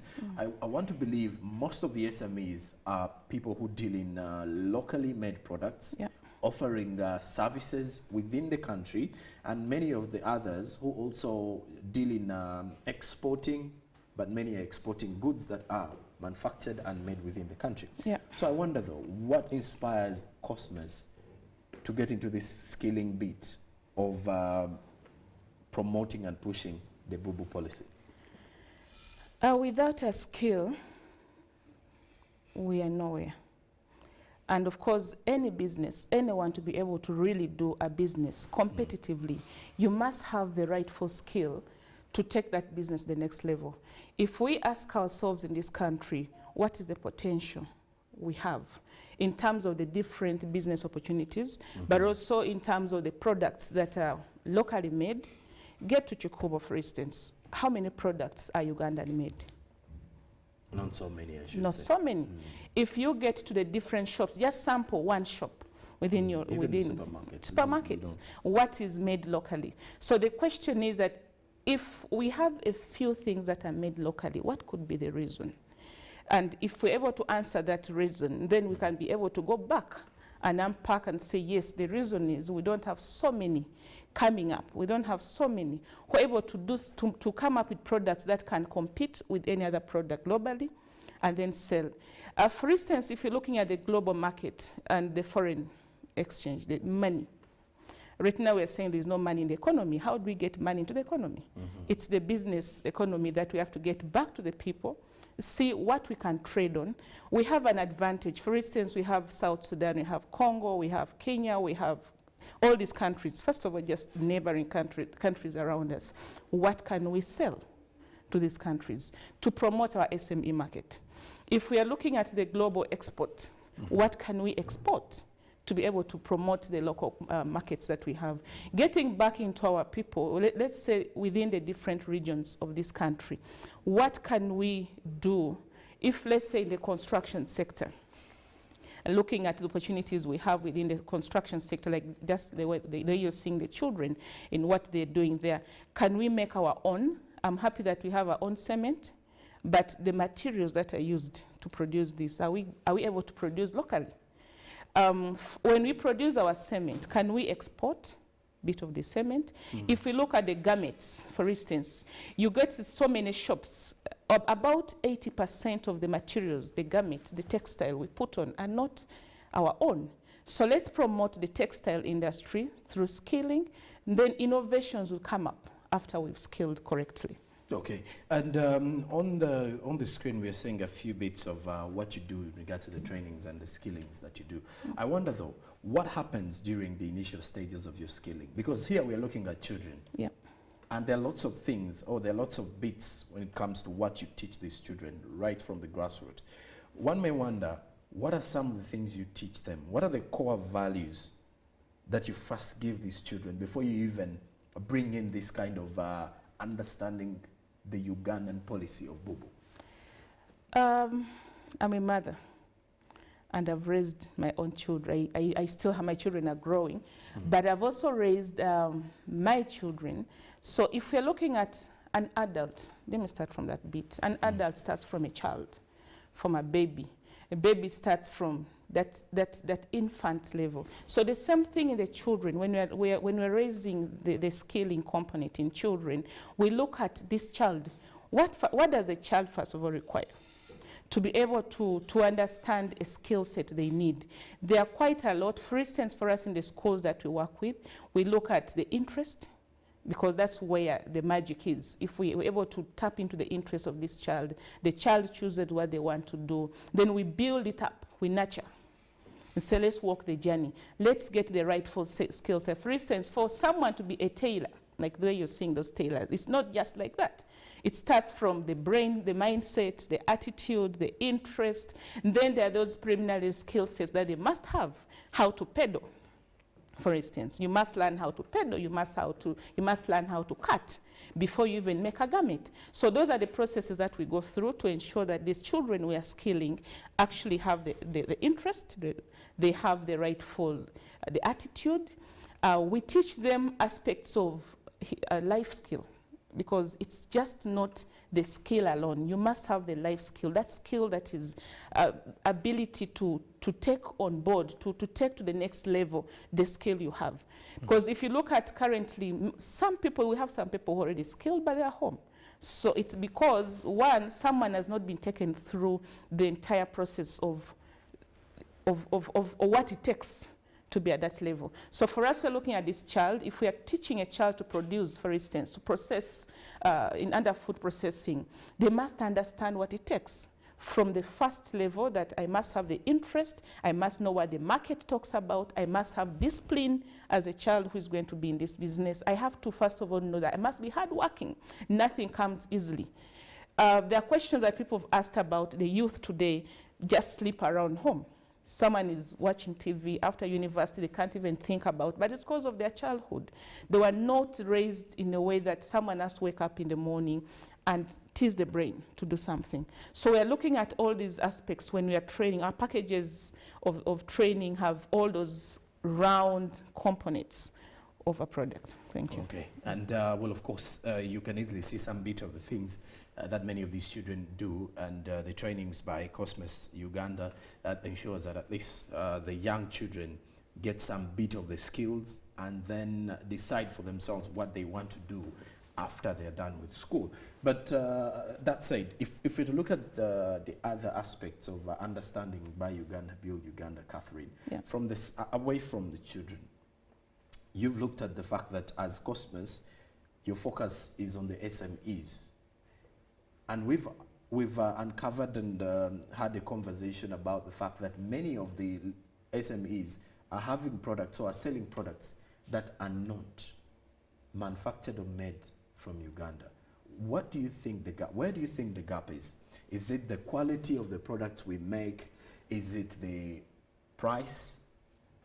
Or is it what the Ugandan market wants? How can we change that though? It's really something that's very broad. Even when you go for exhibitions, for instance, during the Bobo exhibitions, and you look at the several products we have in, of course, for us to be able to meet our target demand, it's just like if I walked into a supermarket or into a shop or into the market, what is that thing that I myself would buy confidently? What's that thing that can attract my interest and choose that this is what I want? So when we go to our exhibitions and we look at the different products that we make locally, that may not be able to compete. There are so many reasons that are behind it. Of course, one of the reasons could be the ability of our, yes, they know, people have tried as much as possible, but the technology, people don't do a lot of research to really coming out and say, okay, this, if I'm producing, for instance, Pampers, sorry, that's a product name, but diapers. And how would my diaper compete with the other diapers in the market? That if the consumer, Catherine, who has a child, she'll be able to trust into this product that I'm selling in. So the ability of our different SMEs to be able to, first of all, look at the quality of the products that they're putting up in the market. Secondly, the ability to market. Because if I do not know your product, even if it's the best product, I will not know it. I will not buy it. Because for us, we're used to hearing that, like someone say, "Mpa yo omo wan nomi." Give me omo of nomi. It's because people know the product name.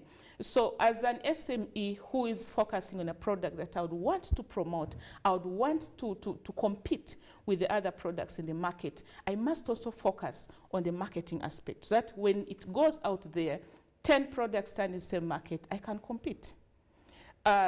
Thirdly, the aspect of maybe us having the confidence to push further what we have. I've seen several small products in the market. Someone really produces something that's very good, but it's because we don't have the confidence. And that confidence says, yes, mine is also the best. Mine has all the requirements. I have the UNBS. I have all the standards that are required. So let me take my products out to compete. So because of that, you realize that the products that are produced remain either in the shops or in those small markets or in the small corridors where they sell, a few people able to access them from. So please, if we want to promote our own products, buying Uganda, building Uganda, we must also have the confidence to take our products to the next level. we must have the required documentation. For you to do export, for instance, you must know that what are the requirements, the standards, for you to be able to export, take your products out. There are so many opportunities that are there within the government system that can promote our SMEs.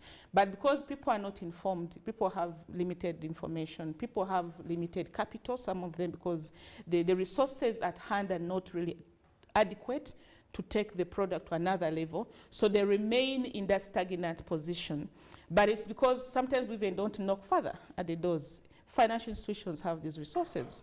But can we defend why we need that money? If you put up a bid in a bank to say, I produce product X, can you win the confidence of the bank to finance your product? Catherine, let's talk a little bit about the branding aspect of things. I like the fact that you've used the analogy and the example of Omo products and someone saying, I need an Omo of Magic, I need Omo of this and this. And there are also scenarios where someone is looking for toothpaste, but the only terminology they are using is Colgate. And yet that is also a different brand. Now, some of these brands have really stood the test of time. And up to now, their mark or their footprints are being felt even with their competitors. How then can these be changed within our let's say within our local investors, our SMEs, and let's say the young creatives that you are skilling, for example, at Cosmos? Because this is one of the best things we need to teach the people, but right from childhood. It is, the word is resistance. Because any business, if you went and asked any business, be it Coca-Cola, be it Omo, whatever that business brand name is, there is resistance behind that investor, behind that innovator, behind that businessman who refused to give up and said, me, I am taking my brand to the next level. Be it whatever it is, I am not closing. So that resistance is one thing that the investors, our young investors, must really have at the back of their minds. Whatever challenge, whatever critiques, whatever it is, if you say that for me, I would want this product to remain a world brand, it will. Because there are challenges, yes, we know the competition always comes in. The trends when the business is growing, when they reach at that peak, if you're not careful, the business will collapse. But the moment you're resistant, that is when you'll be able to pick up and say yes. Secondly, you must be innovative because as time goes on, a lot of competitors come on board. So if you're not innovative, you will make a product of this shape. A competitor will study the market and bring a product of this size that can fit a pouch. So if you're not innovative as much as possible, you will be outcompeted. So as a business brand, you must make sure that at every level, what level of innovation do you have? Do you do a lot of research to keep you at par, so that you're able to know that every day this is what my market demands? And this is also what we teach the children.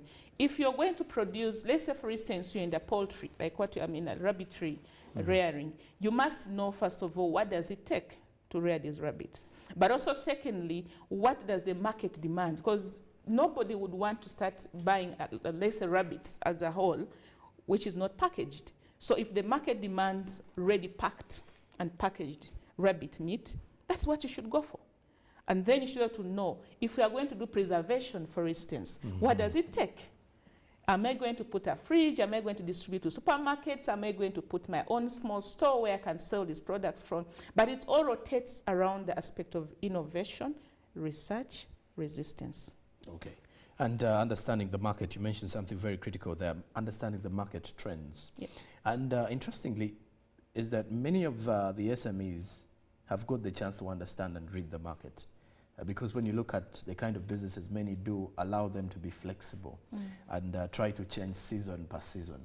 Now I'm going to take this back to the bit of the skilling, back to the children, because now many of these are not actively in the business world. So they do not know how practical business runs. They have the skills, they have the ideas, they are so innovative and stuff like that.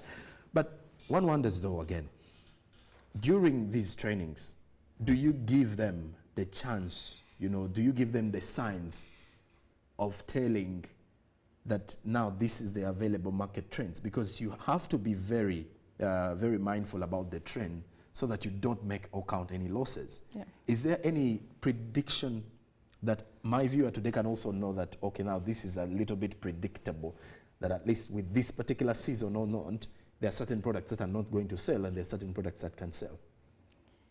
Yeah, it's a full package, as I said. When you look at those products, for instance, when a student makes a product, there is a project component that they're supposed to do from home, out of school. Okay. So you come and tell us, for instance, what are you able to sell during the holidays? We gave you the skill, but we're able to sell the skill. And also, how much money have you made out of the products you've sold? Within school, also we allow them to do, we do exhibitions, for instance, in urban schools. We do exhibitions. So during exhibitions, they sell. And there they interact directly with the buyers. They even get the feedback of what the buyers say.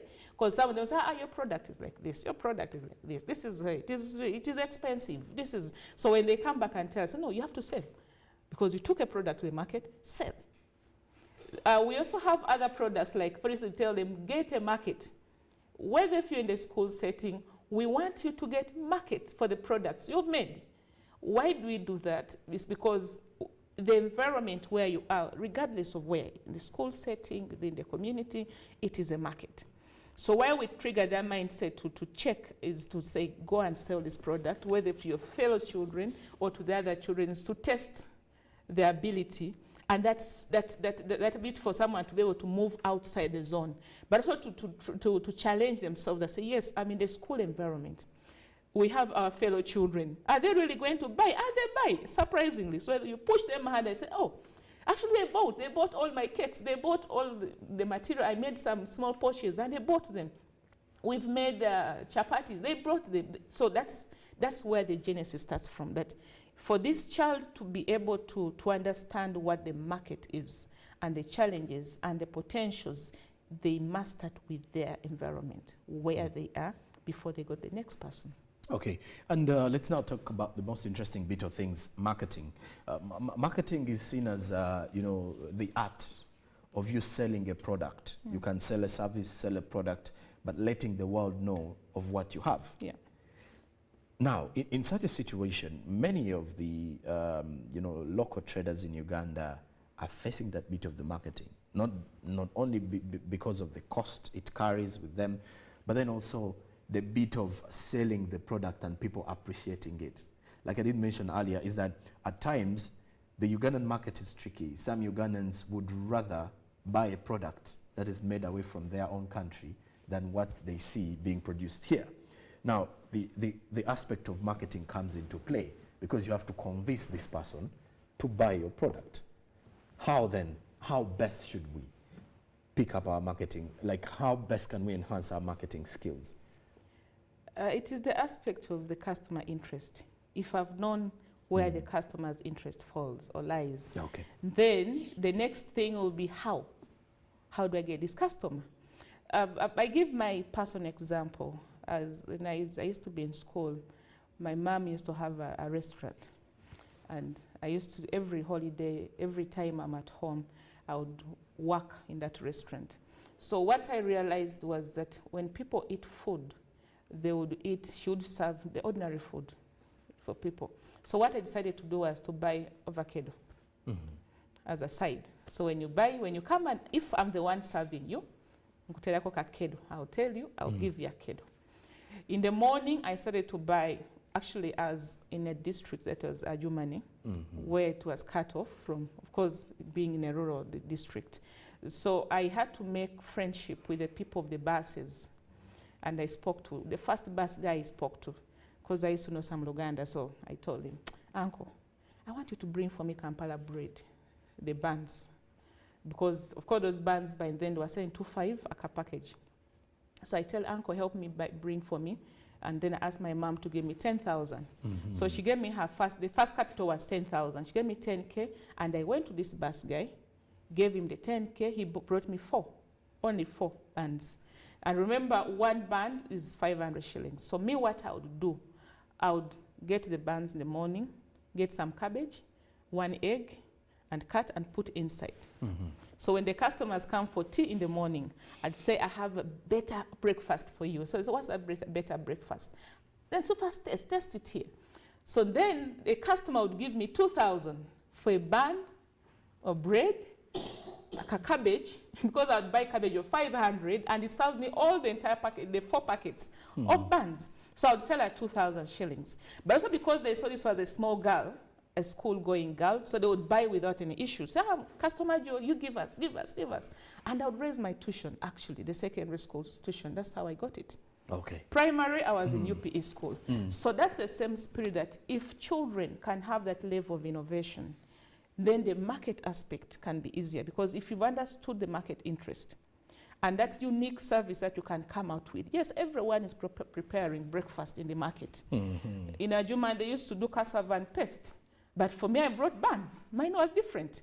You want to have better breakfast? Have my bun with so many things, 1 egg inside, cabbages, tomatoes, at 2,000.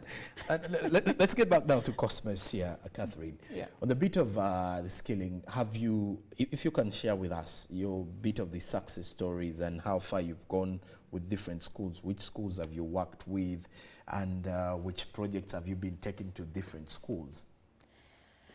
Scaling, we've, before we used to do what we call the community-based scaling program, focusing on the communities. We responded to refugees, we responded to the communities. We innovated what we call the mobile learning programs, where we would go, set up mobile learning center, teach for a period of time, the course is done, we close and go to the next level. Why did we introduce that? It was because we realized when the refugee responses came to these different refugee hosting districts, there was opportunity for skilling. There were funds. But then most of the mothers, the child mothers, had children. And they were taken to boarding schools where the vocational schools were. Now, that also had an issue, because you have to leave your baby behind, or else this NGO has to take care of you. Or it also led to domestic violence, because the man would say, where are you going? You're my wife. Where are you leaving my children behind? Others, they come back and find the man has married another woman because she went for a 6 months course, a 9 months course. So he said, no, let's bring in an intervention that would bring community-based scaling. We took scaling to the communities, and they're very successful. I have evidence that I can show you. The people we've skilled, they're right now still working in Yumbe, Ajumani, and these other districts, several districts that we've skilled in. 2, after we brought that program, we said, no, when someone is skilled, they need the business aspect, so walking this journey together. So we turned the startup kits that they will give, said, no, don't just give startup kits. Let it be attached to business.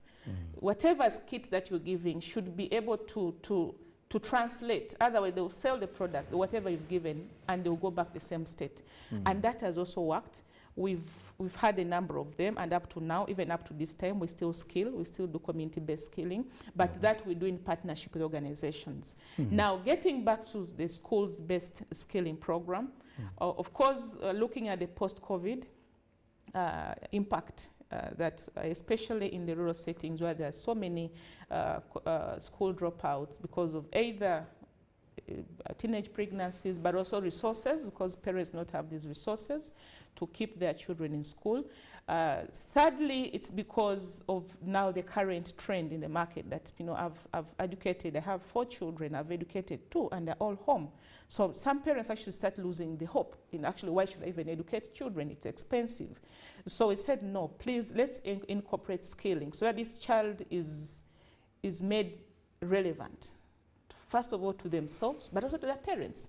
That if this child is able to, the parents able to see the child contributing within the family, maybe by doing some little work at home, being busy, this child would be a more important child. When we went into schools, getting back to what you're saying, it wasn't easy when we first sold the idea to the schools. Because I wanted to get to know your experience with these schools.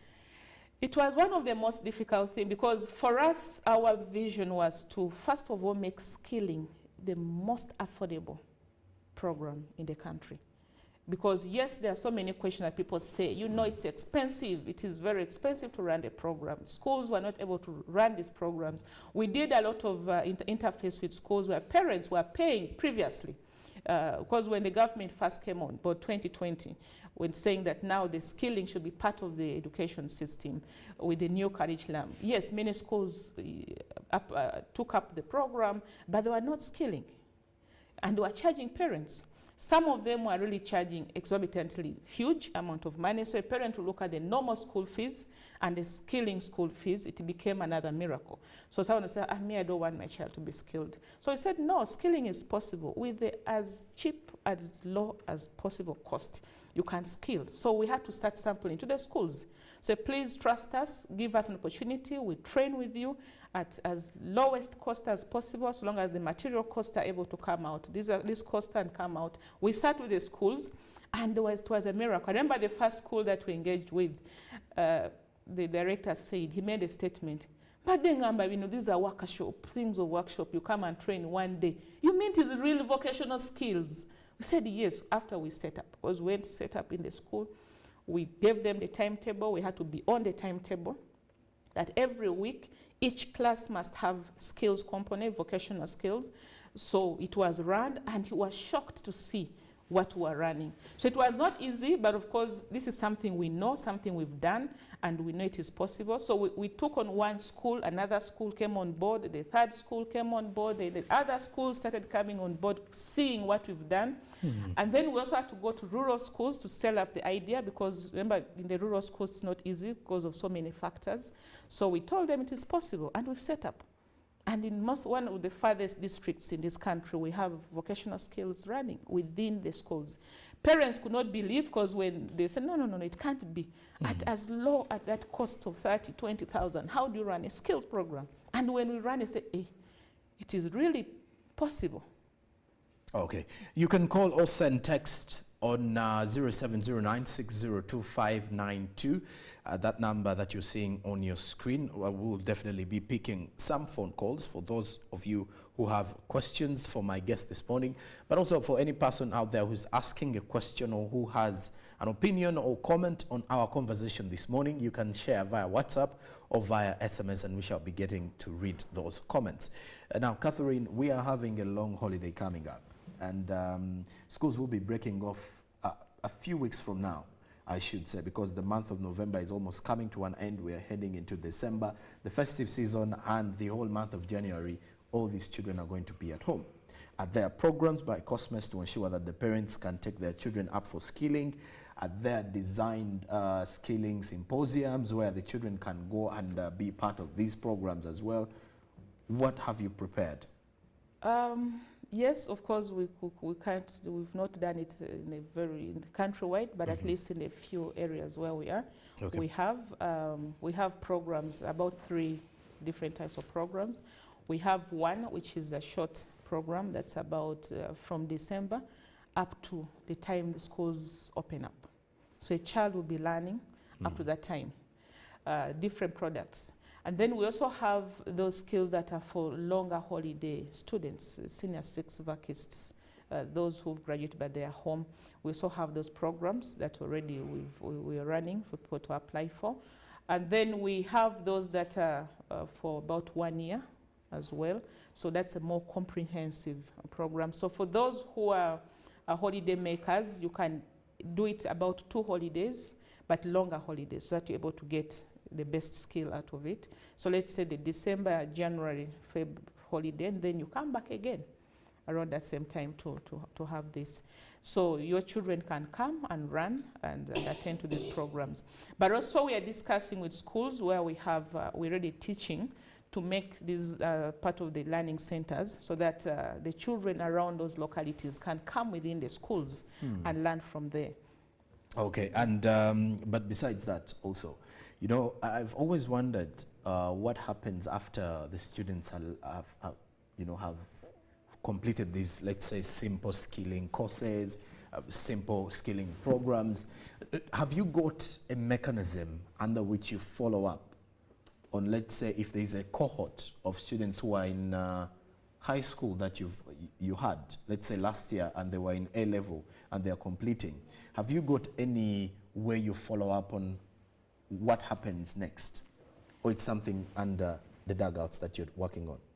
Yeah, for the schools, most of our skilling in schools we started this year. Most of our school-based skillings were, the skilling were mostly community-based, where we still had approaches, because you can't train someone and just leave them like that, because we also want to know the impact, but also to keep the touch. Like right now, what we've done with the schools is to be able to, for instance, to get contacts of the parents to do a follow-up. But also these are continuing students, so when they report back to school, we get to get their feedback. That's how we know the success stories, that when I went the other holiday, I got 2 skills, and when I went back home, I am able to produce liquid soap, I'm able to do shampoo, and I supply to schools. And these are the schools where I supply to churches, and these are the churches. So we get that information through our tracker processes where we get, So I do have some comments coming through. This one says, good morning, UBC. I'm Apostle Junior from Kamocha. I just wanted to know from the guest, Mami Catherine, that to join that vocational training of hers, how much does it require, and which qualifications do they need? I'm still Apostle Junior from Kamocha. God bless you all abundantly. God bless you too. Catherine, you'll be taking on that question. Let me first get into the other. This one says, good morning and thank you for the program. I'm Bonnie Ogaba from Hoima. Skilling our children, I looked at it in 2 perspectives, both economical and social benefits for the nation at large. One, he says, on the economic bit of things, it will increase productivity. Skilled workers contribute to economic growth and competitiveness. There's improved employability. Skilled youth are more likely to secure better paying jobs. Entrepreneurship, equipped with skills, youth can have innovative businesses and creating jobs and stimulating economic growth. And he also talks about something to do with reduced unemployment. Now, on the social benefits of things, he mentions reduced poverty, social mobility, improved wealth, health and well-being, reduced crime and violence. And he also notes that the new secondary curriculum designed should be best if it's also introduced in primary schools as individual subjects like tailoring, among others, should as well be enhanced. But this one makes a comment. I think it's more of a complement of what we are having as a conversation. But there is a comment from Kamocha where someone is asking, how do they be part of your programs and who qualifies? This program is open to the market. Of course, not again not very young children who can't, because of equipment. Some of the skill sets have gadgets that are not child, like especially if a child is below, let's say 3 years. So we also have age limit that we are careful of when we start skilling. However, for teenagers, for anybody from the teen above, we have opportunities for them. And the skilling, for instance, even the DIT modular does not specify who qualifies. What qualifies is the interest. If you have the interest and ability to come for these programs, then you qualify automatically. But of course, for instance, if it is level 1, of course, there are criteria that we go through to enroll you for level 1. But for modular and the other basic skills, you don't need to have any skill. Just come, we skill you, and be skilled. Okay, now I'll be taking your parting shots, but before you briefly tell us, this one says, good morning, UBC. I'm Alex Franco from Tororo. When skilling started, they used to give the skill startup capital. What happened to this program? He's even sending laughing emojis. I think he is asking whether you give startup capital for those who will be part of it.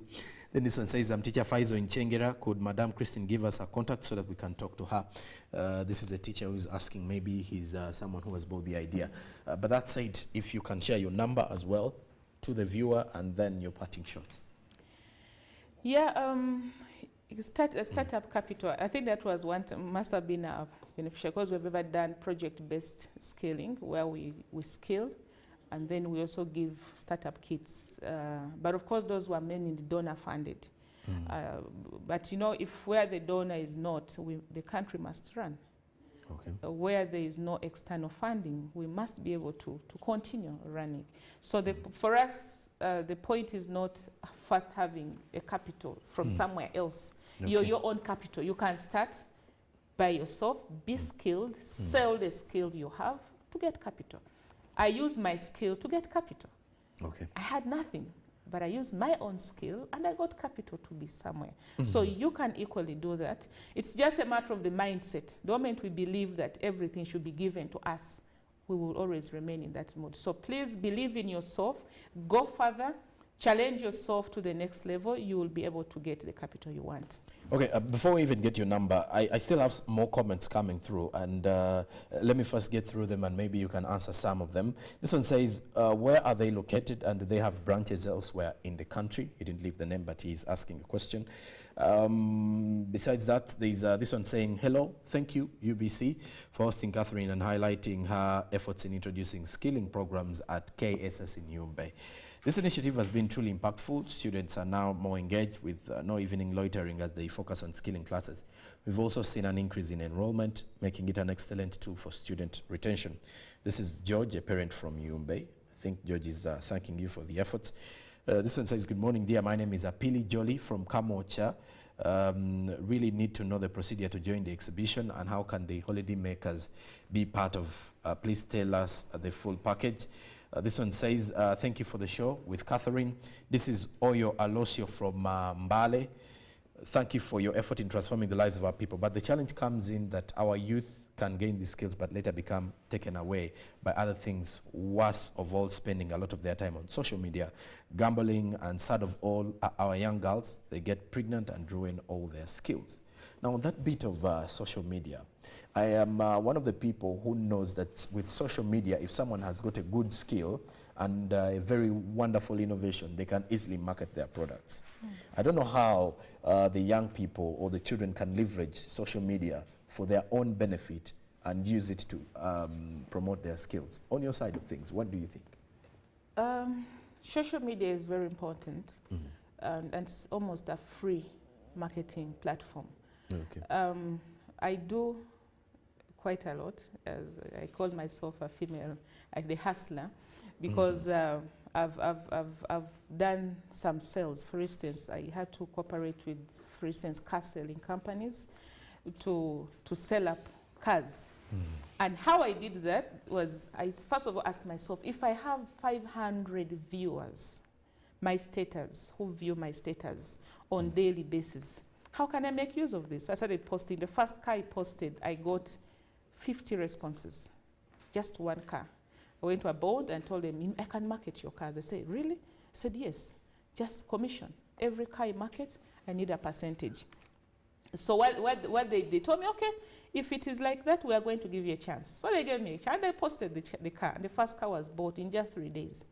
So I said, okay, then how else can I join other platforms that are selling cars? So I started joining, and I realized I was the only woman actually in those cars. So I said, hey, go move on. I used to be called move on. What you call it? But I had to join to ensure that I get several platforms. Now, what I do even now, if we have a scaling program, I push to about more than 20 groups. Just imagine if one group had like 1,000 membership, how many people would have viewed just one advert that I've put up? So it's the same thing that the children, the youth, the people out there can leverage on use of the social media, because that's the cheapest way of marketing yourself. And then you could maybe look at how to boost up. If maybe your followers are fewer, and then you need to see how to get a boost, maybe from these musicians, put some 100,000 and they boost up your page, so that several people are able to have a look at your product. So it's very important, because you can work from home. You might not have a shop, but you can just sell from home. That's actually the beauty of social media, that you can be in your house, take your product, put it up there, people know it, but you must be smart, that you should be able to deliver this product. You should be able to know where customers are. You should be able to be smart a bit because of fraud, that people might defraud you. Others can even become source of insecurity to you, the thieves who know where you operate from, and so on. So, but it's the best thing that we have to do. Well, and I do have a comment from Kenneth from Makerere University, who says skilling is a good idea. But back to your short story on raising the secondary tuition. He says it's always a risk, because most times when young teenagers are exposed to access to money, they tend to lose focus on education. How can we handle this in present society? Because he says when you have the children getting into business at quite an early age and knowing that what they do can easily earn them money, many of them lose focus. I think it is just a belief, because if we are, as a parent, for instance, now, children ask for pocket money. Yes. You're already exposing these children to money, but free money. That a child, you're only teaching this child how to ask, mommy, money, I don't have money for this, I don't have money for this, I don't have that dependence syndrome. So we're looking at this child not only being a dependent, who is saying money, I want money. But should also attach value, because if I know how to make money, I will not waste money, I'm telling you. I have it from my personal experience. I have it from my children at home, because they know when you want money, I say, you want money? You want money? Okay. What are you going to do for me to earn this money? Then they say, but now, okay, yeah, reduce the amount. I said, no, it's not about reducing the amount. You've told me you want 10, 20,000, okay? What are you going to do for me in return?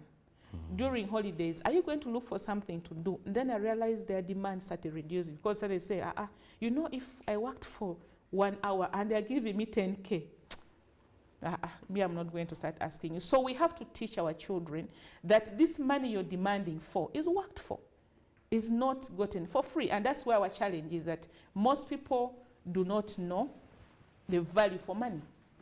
You can only know value for money if you know what it takes to get that money. We have a comment from Wadada Henry in Mbale, who said, thanks so much, Catherine, for what you're doing. He's asking, when will you come to Mbale, specifically Mbale Model Primary School?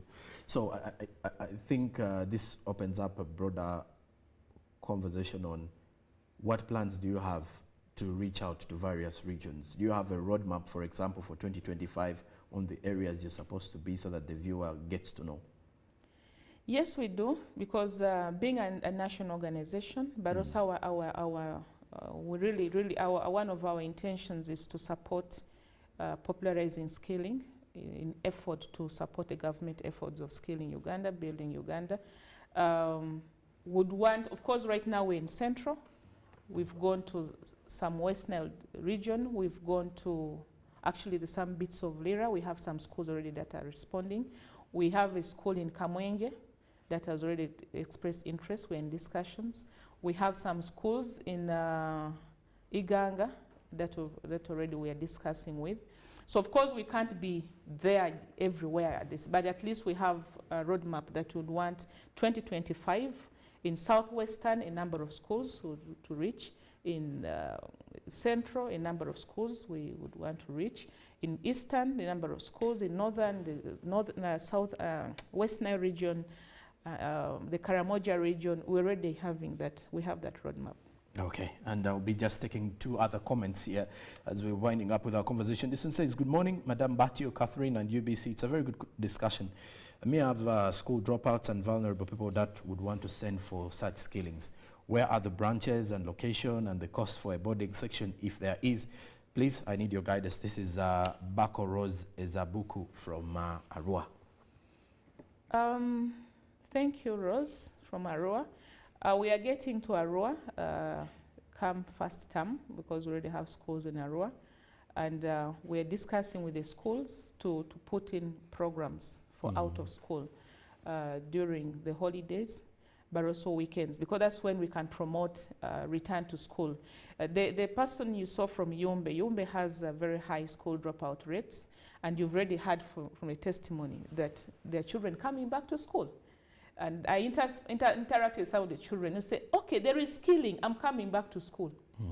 The one who dropped out at P7 level, now they've joined senior 1 because there's a skilling component. So would want to also promote that as children come back to school, they will admire these ones who are going to school.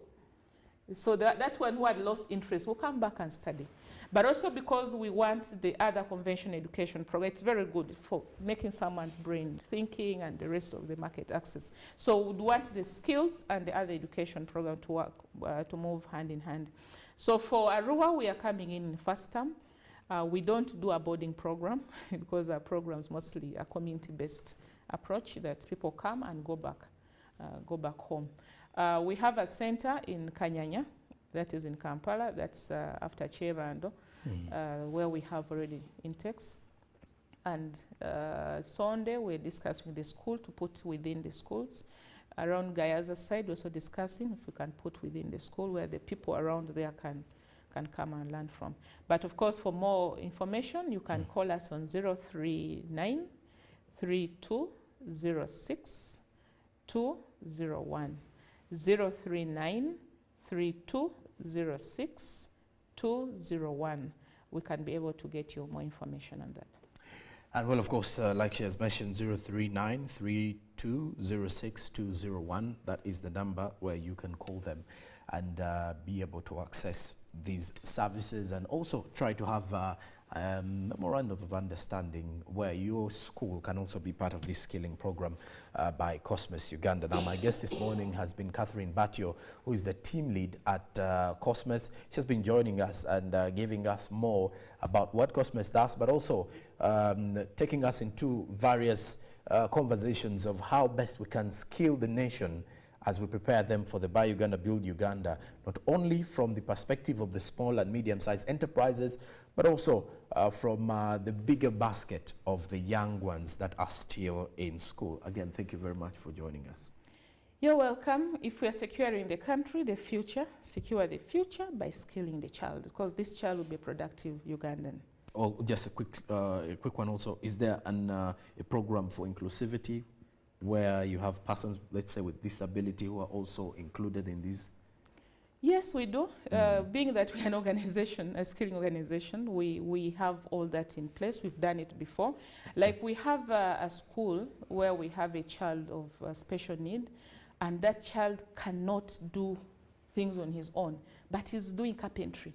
And actually that's the miracle that I would want you guys one time to pay us a visit, go to that school. That child would motivate the other children who are out there who think that without some parts of the body they can't learn. He is really a miracle.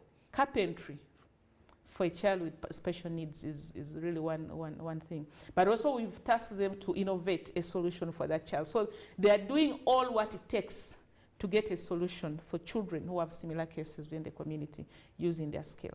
Well, indeed. And that does it for our agenda this morning. Thank you very much for being part of it. For all of you who have contributed with your comments, your questions and your concerns, thank you very much. Just a repetition of the number, 039-320-6201. That is the number where you can reach out to Cosmos and Catherine Batio for any assistance in regards to skilling and the others.